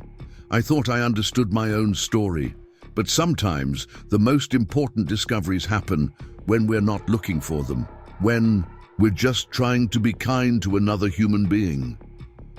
Frank had stood to respond, his voice steady and clear as he addressed the gathered friends and family. "A year ago, I was a man without a family, without hope, without any real reason to believe that my life had meaning or purpose. Today, I'm surrounded by people who love me, who have forgiven me, and who have given me the chance to be useful again. I don't know what I did to deserve this second chance, but I promise you that I won't waste it." As the evening wound down and guests began to leave, Sarah found herself standing in the memorial garden with Frank and Linda, looking up at the clear desert sky filled with stars. The journey that had brought them together had been long and painful, marked by decades of separation, misunderstanding, and loss. But it had also been a journey of hope, forgiveness, and the kind of love that proves stronger than time or circumstance. "Elena is here with us," Frank said quietly, his eyes on the stars. "I can feel her presence, her approval. She's finally at peace knowing that her family is together."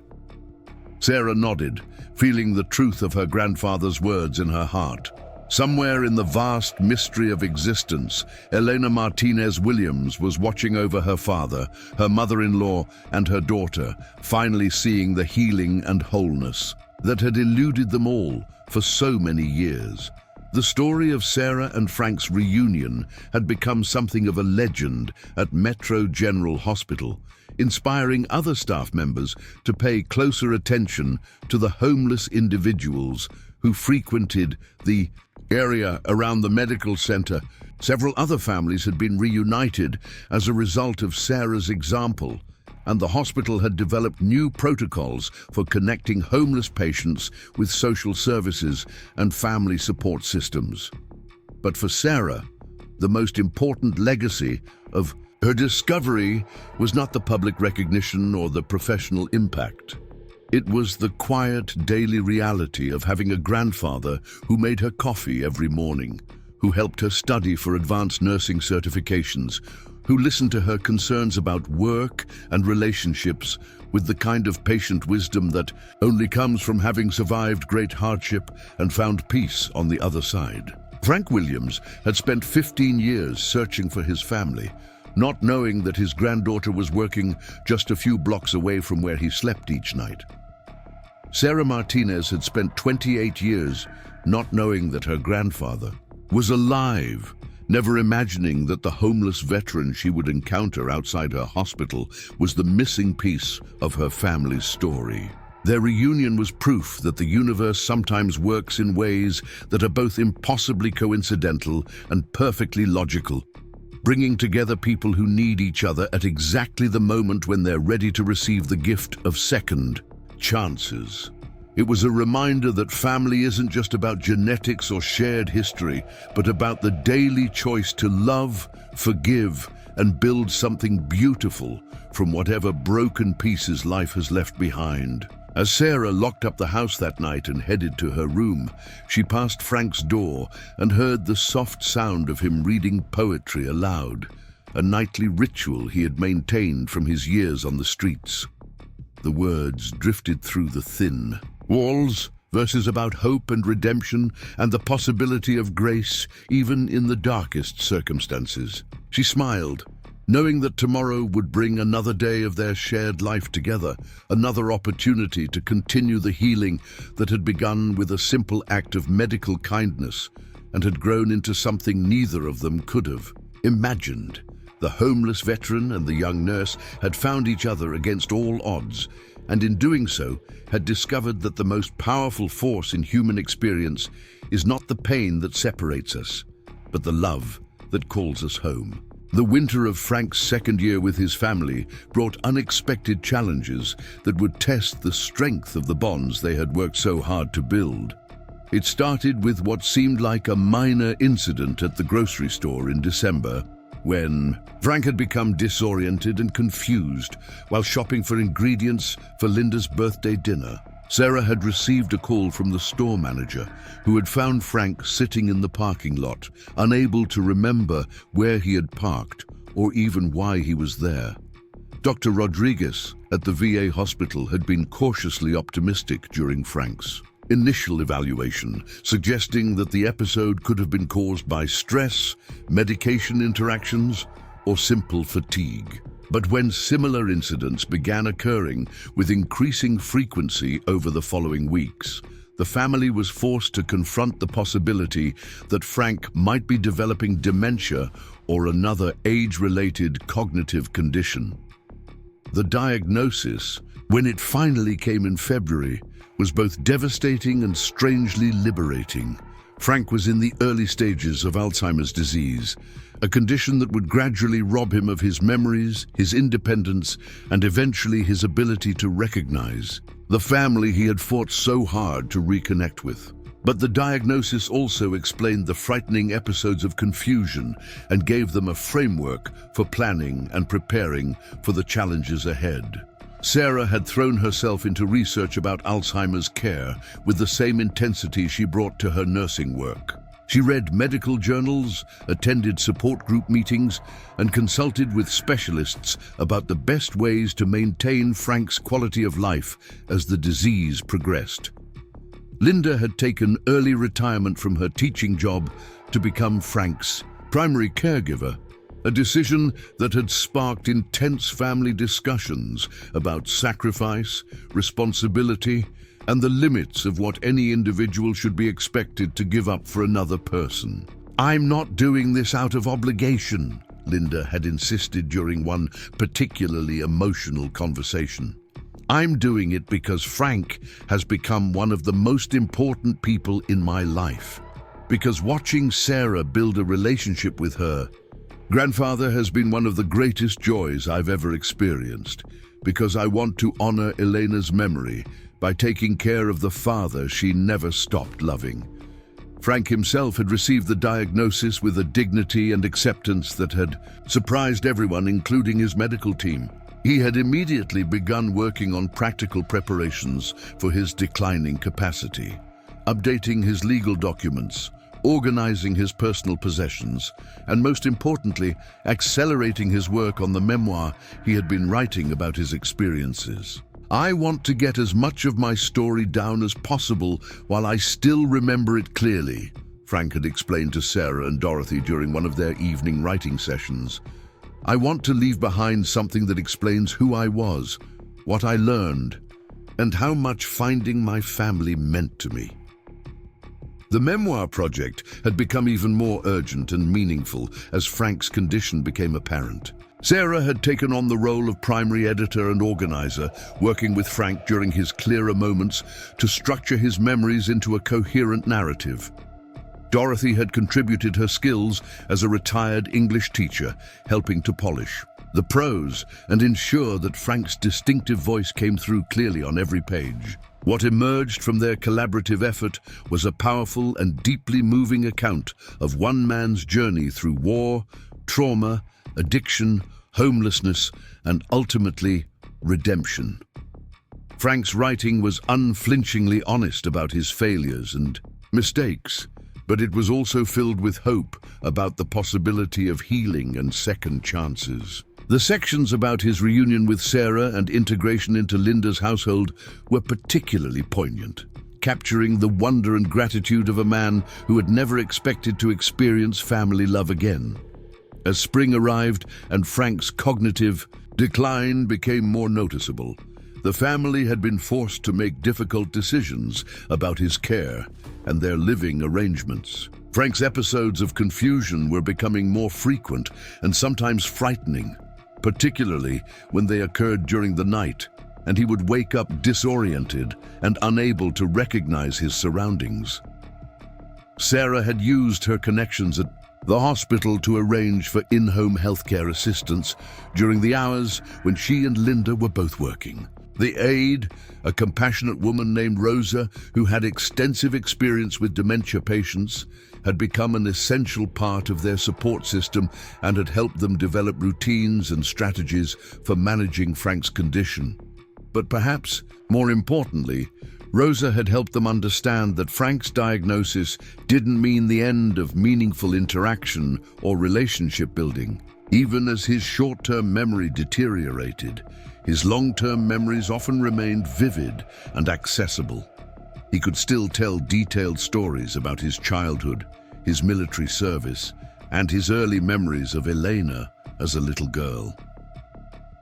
The person he was is still there, Rosa had explained to Sarah and Linda during one of their weekly care conferences. The disease may be taking away his ability to form new memories, but it's not erasing his fundamental personality or his capacity to experience love and connection. This perspective had been transformative for the family's approach to Frank's care. Instead of focusing on what he was losing, they began to concentrate on preserving and celebrating what remained. They created photo albums and memory books that Frank could look through during confused moments. They established routines that drew on his long-term memories and provided comfort through familiarity. Most significantly, they had decided to proceed with plans to publish Frank's memoir, even though he would likely not be able to fully appreciate its reception or impact. Sarah had contacted several publishers and literary agents, and the initial response had been overwhelmingly positive. Frank's story resonated with readers as both a historical document about the experiences of Vietnam veterans and a contemporary account of homelessness, family estrangement, and the power of forgiveness. The process of preparing the manuscript for publication had become a race against time, as Frank's lucid moments became less frequent and his ability to participate in editing decisions diminished. But during his good days, he remained passionate about the project and deeply proud of what they had accomplished together. "This book is my legacy," Frank had told Sarah during one of their final editing sessions. "Long after I'm gone, people will be able to read about Elena, about you, about the miracle of finding each other again. They'll understand that even when everything seems lost, there's always hope for redemption." The summer months had brought both challenges and unexpected joys. Frank's condition had stabilized somewhat, and while his short-term memory continued to deteriorate, he remained physically healthy and generally content. He had developed a routine of spending mornings in the memorial garden he had built for Elena, often talking to his daughter as if she were present and listening to his stories about Sarah's childhood and his pride in her nursing career. Dorothy had continued to visit regularly, and her presence had a calming effect on Frank that surprised everyone, including the medical professionals who were monitoring his condition. Even when he couldn't remember Dorothy's name or the details of their relationship, he seemed to recognize her as someone safe and caring, and their interactions were consistently peaceful and positive. Sarah had been promoted to head nurse in the trauma unit at Metro General, a position that allowed her to implement some of the patient advocacy strategies she had learned from her experience with Frank. She had established a protocol for identifying and assisting homeless patients who might be veterans or might have family members searching for them. The program had already resulted in several successful reunifications and had earned recognition from both the hospital administration and local veteran service organizations. But Sarah's greatest satisfaction came from the daily moments of connection she continued to share with Frank. Even as his memory faded, his fundamental personality remained intact.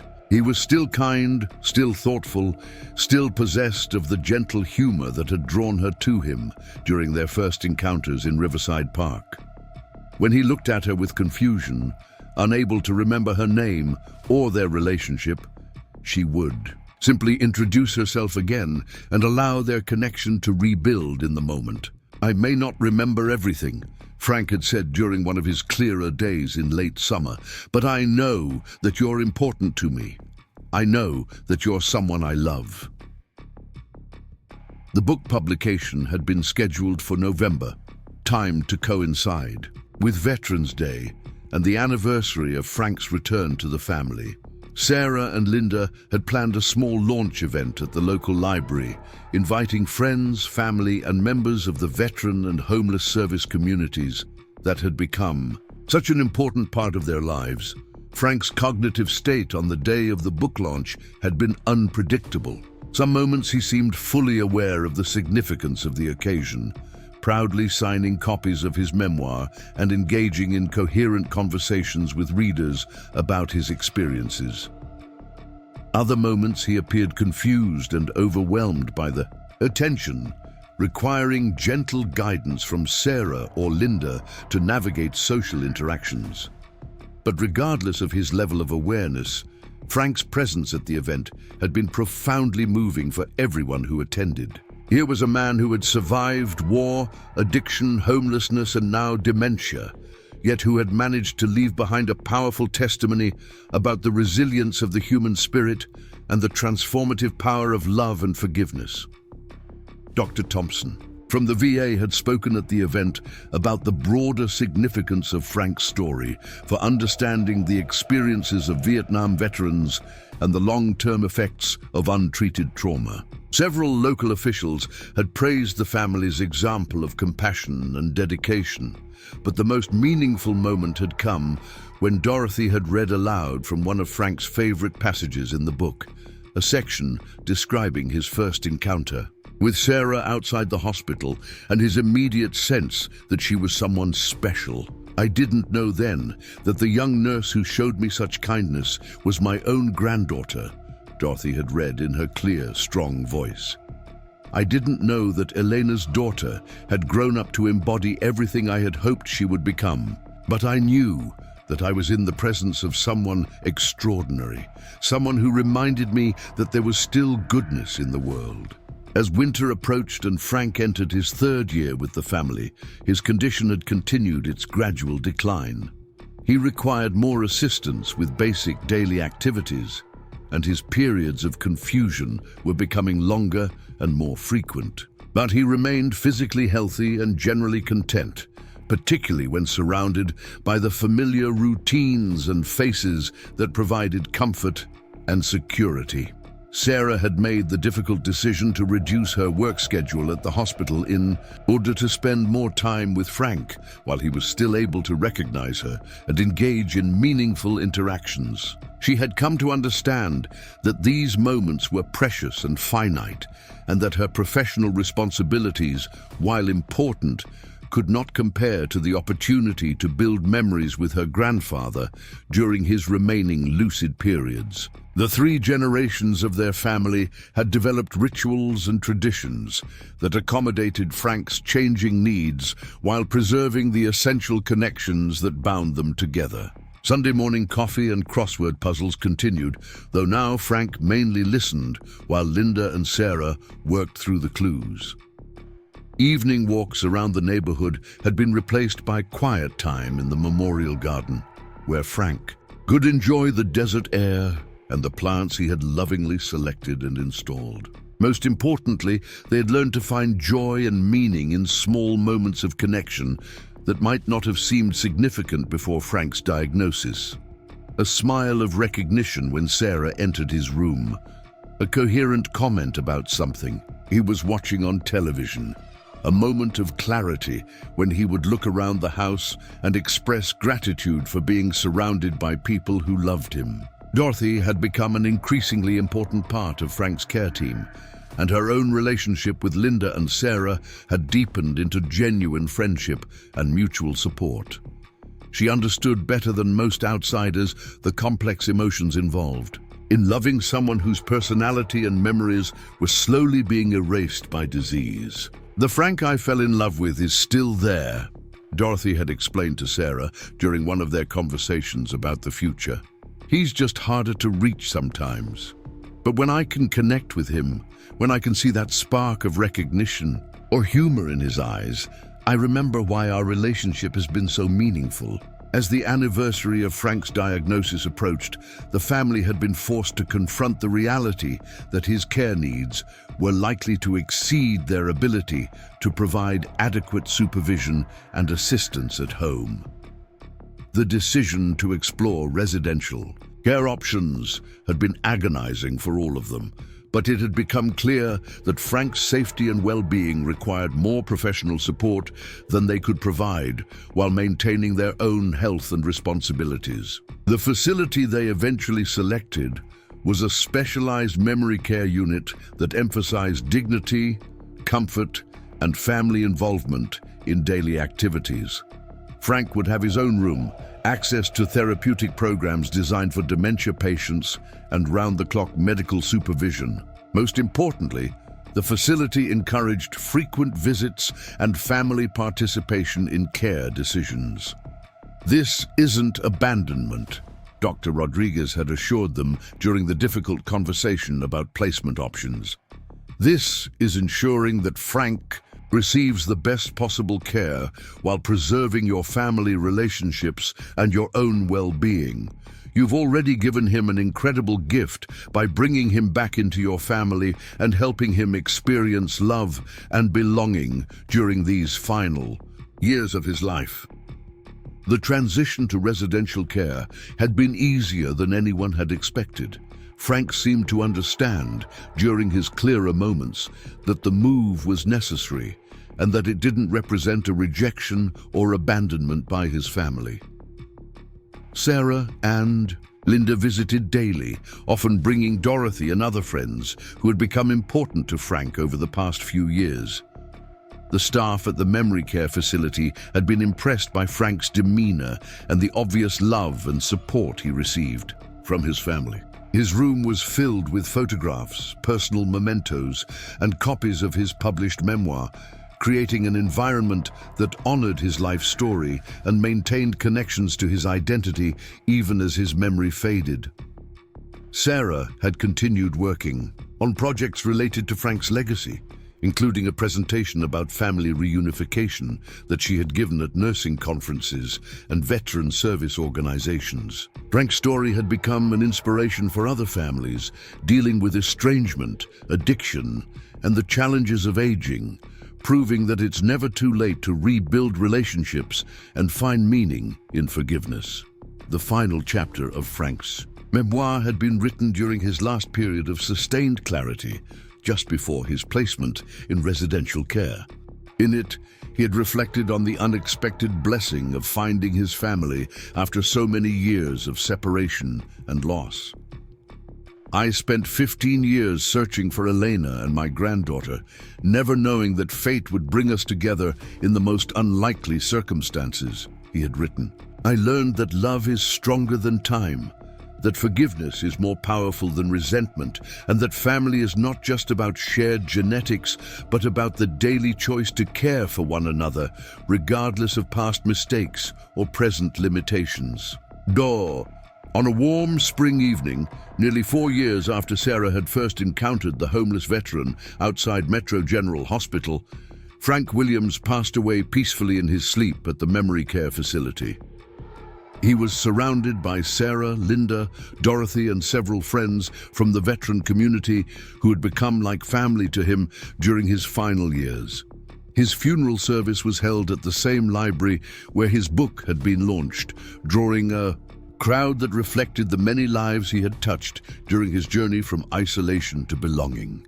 Veterans, homeless service providers, hospital staff, neighbors, and family friends gathered to celebrate a life that had encompassed tremendous struggle and ultimate redemption.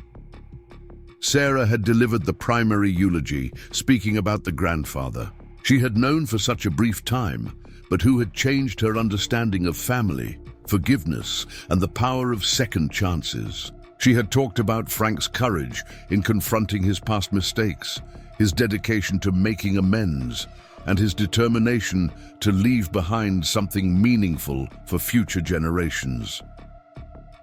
My grandfather taught me that it's never too late to come home, Sarah had said to the gathered mourners.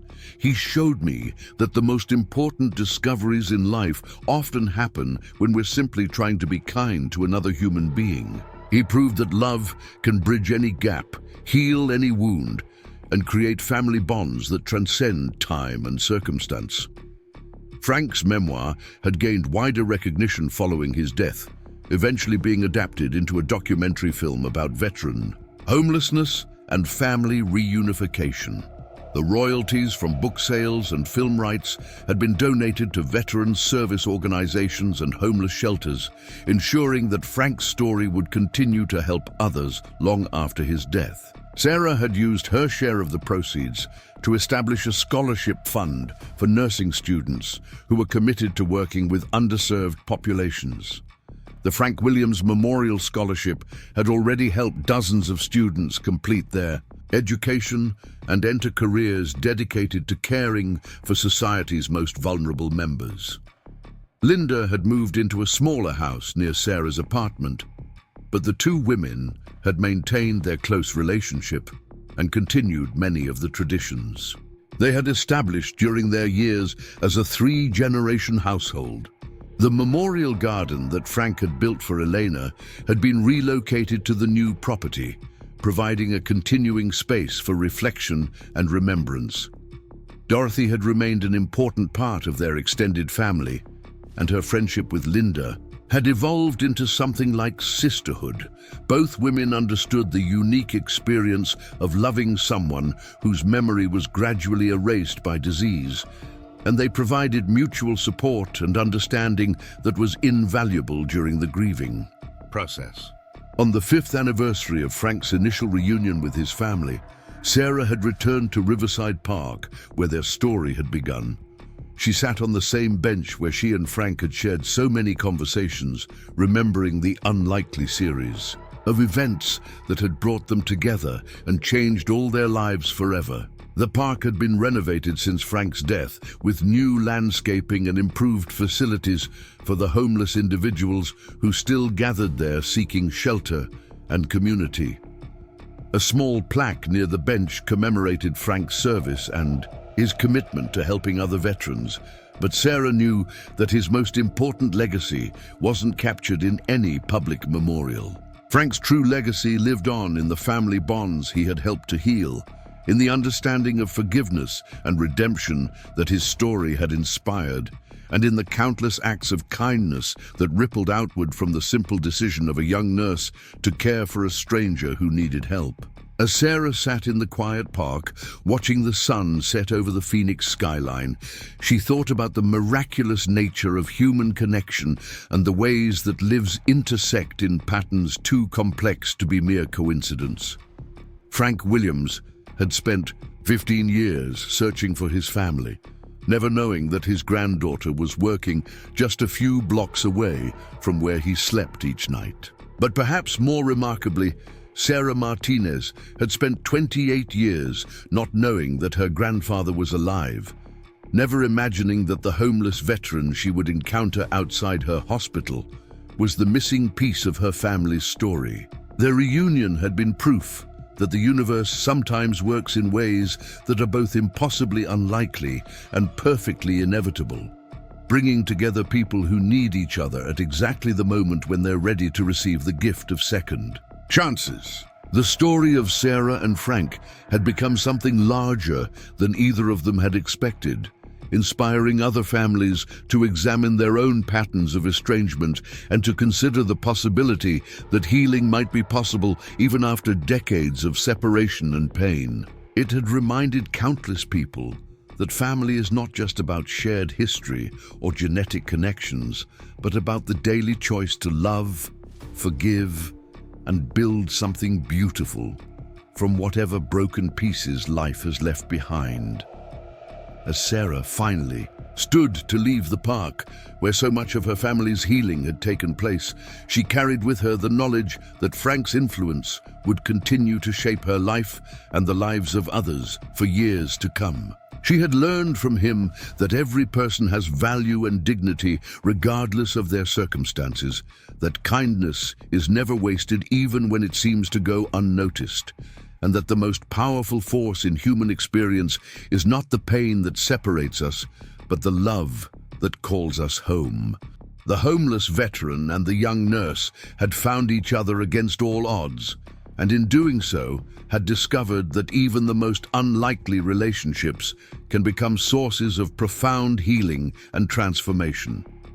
Their story stood as testament to the enduring power of hope, the possibility of redemption, and the mysterious ways that love finds its way back to where it belongs. 10 years had passed since Frank Williams drew his final breath, surrounded by the family he had thought lost forever, and the ripple effects of his remarkable reunion with Sarah continued to transform lives in ways none of them could have anticipated. The small memorial garden that had been transplanted from Linda's original house had grown into something magnificent, with desert roses blooming alongside the mesquite trees that Frank had planted, creating a living testament to the power of patience and nurturing even in the harshest conditions. Sarah Martinez Williams, now 38 and the Director of Patient Advocacy at Metro General Hospital, had never stopped thinking about the lessons her grandfather had taught her during their brief but transformative years together.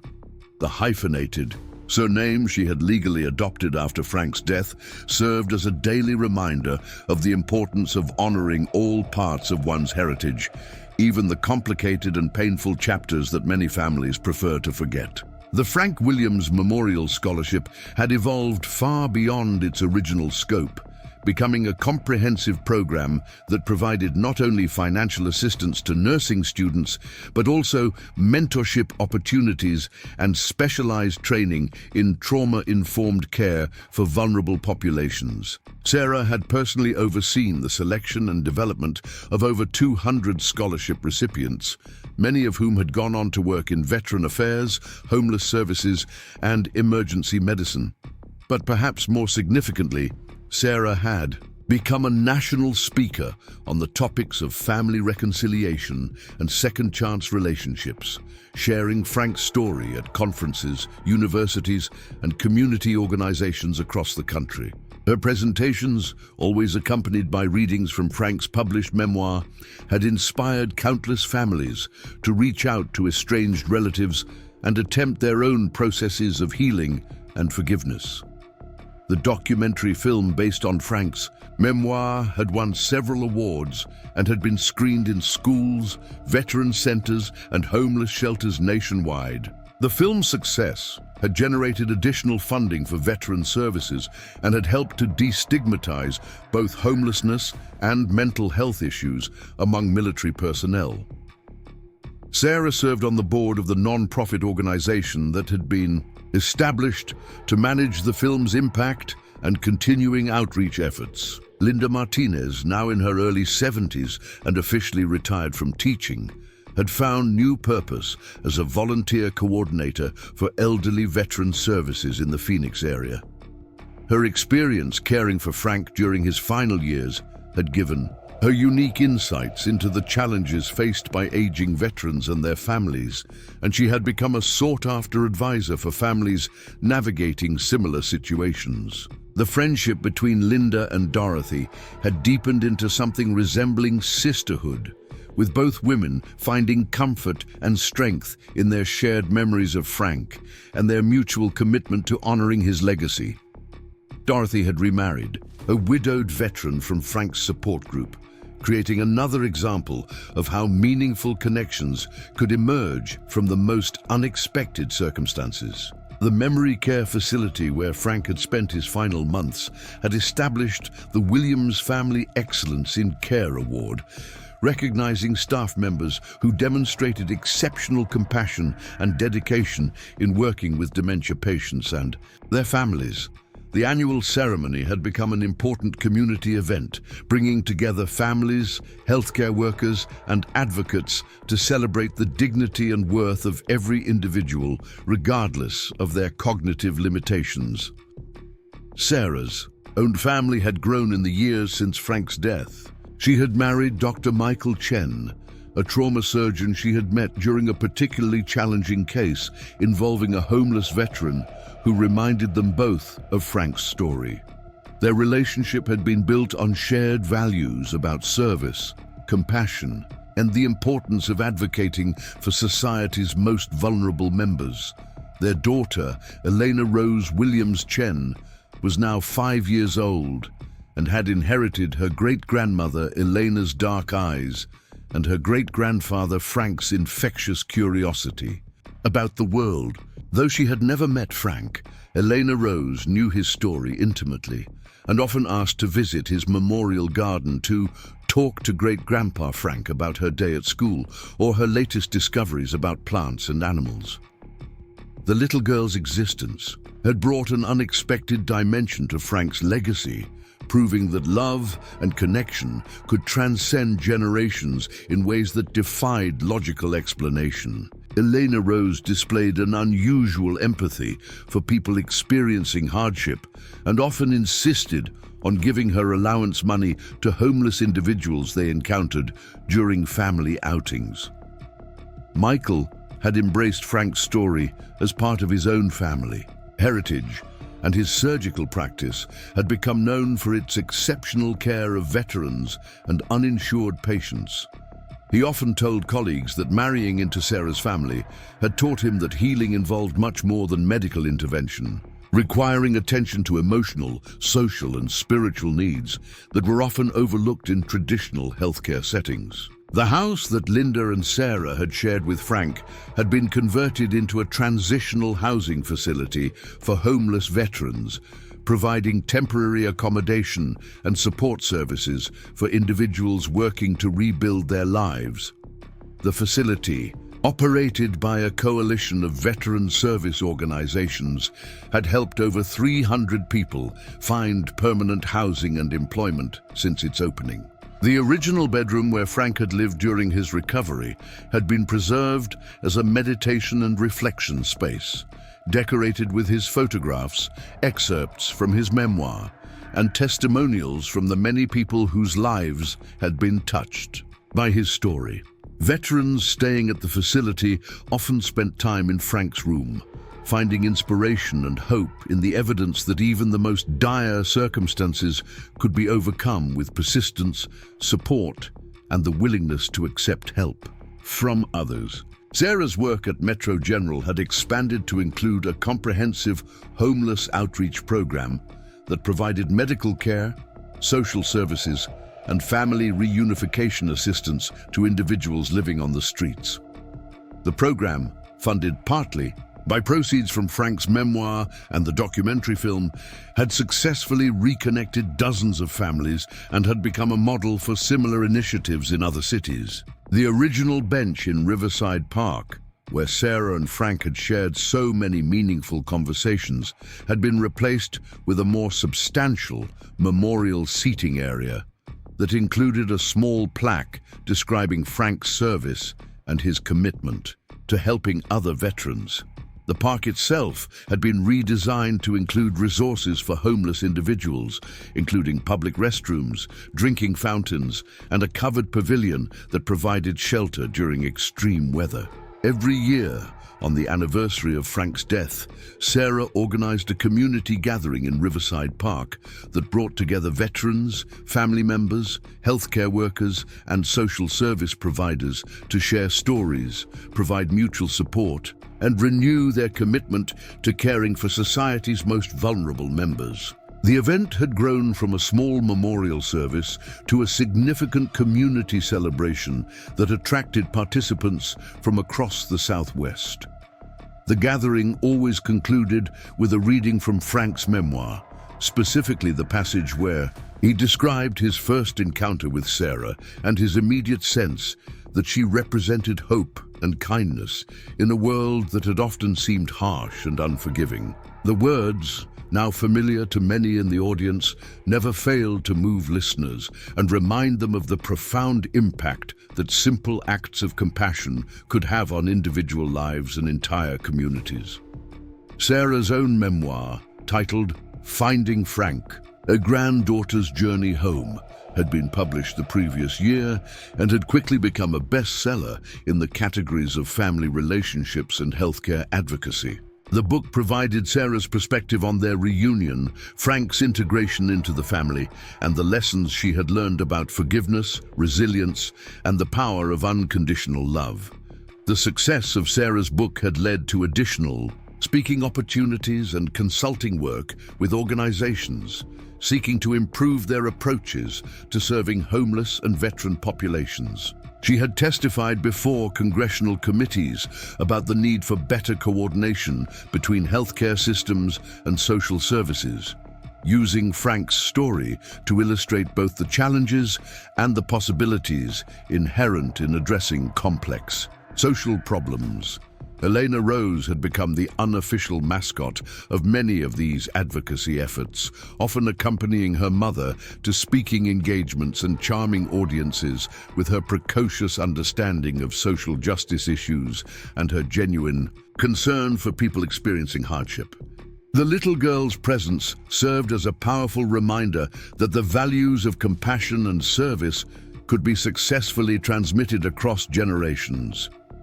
The extended family that had grown around Frank's memory included not only blood relatives, but also the many people whose lives had been transformed by encounters with his story. Dorothy's new husband, several veterans from Frank's support group, former residents of the transitional housing facility, and numerous scholarship recipients maintained regular contact with Sarah and Linda, creating a network of mutual support and continuing inspiration.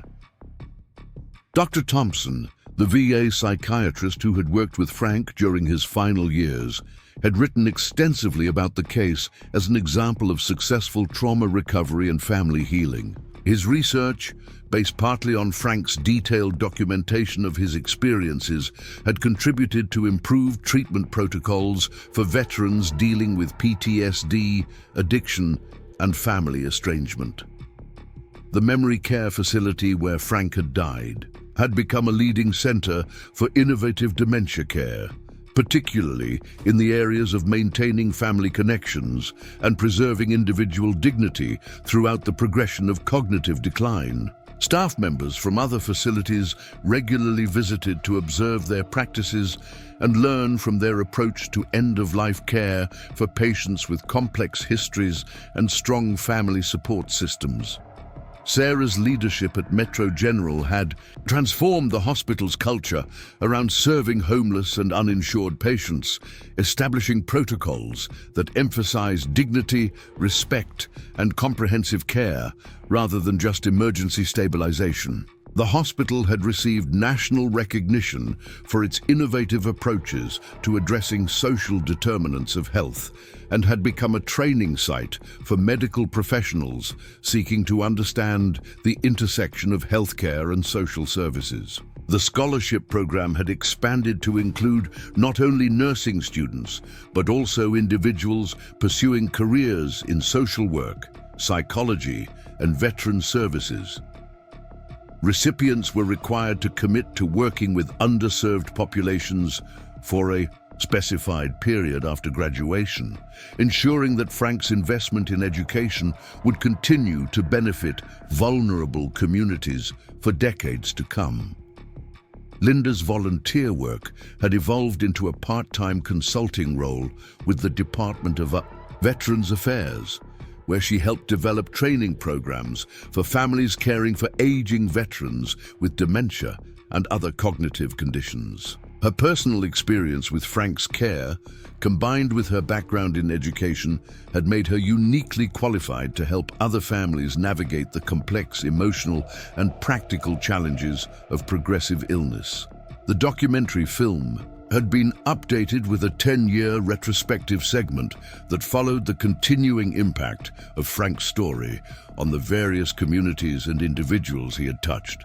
The new version, released on the anniversary of Frank's death, included interviews with scholarship recipients, families who had been reunited after seeing the original film, and veterans who had found hope and motivation in Frank's example of recovery and redemption. Elena Rose's kindergarten class had adopted a local veteran as their pen pal, writing letters and creating artwork that brightened the man's weekly visits to the VA hospital for treatment. The little girl's teacher, inspired by the family's story, had incorporated lessons about service, gratitude, and community responsibility into the regular curriculum, ensuring that Frank's values would continue to influence future generations. The ripple effects of that first encounter between Sarah and Frank outside Metro General Hospital had created a web of connection and positive change that extended far beyond what either of them could have imagined during their quiet conversations. In Riverside Park, their story had become proof that individual acts of kindness, when combined with genuine commitment to healing and growth, could transform not just families, but entire communities. As Sarah stood in the memorial garden on this particular evening, watching Elena Rose carefully water the desert roses that had been Frank's favorites, she reflected on the mysterious ways that love finds expression across time and generations. Frank Williams had searched for 15 years to find his family, never knowing that his granddaughter was working just blocks away from where he slept each night. But perhaps more remarkably, their brief time together had created a legacy of compassion and service that would continue to touch lives for generations to come. The homeless veteran and the young nurse had found each other against impossible odds, and in doing so had discovered that the most powerful force in human experience is not the pain that separates us, but the love that calls us home. Their story stood as eternal testament to the possibility of redemption, the power of forgiveness, and the miraculous ways that hope can triumph over even the darkest circumstances. Up next, you've got two more standout stories right on your screen. If this one hit the mark, you won't want to pass these up. Just click and check them out.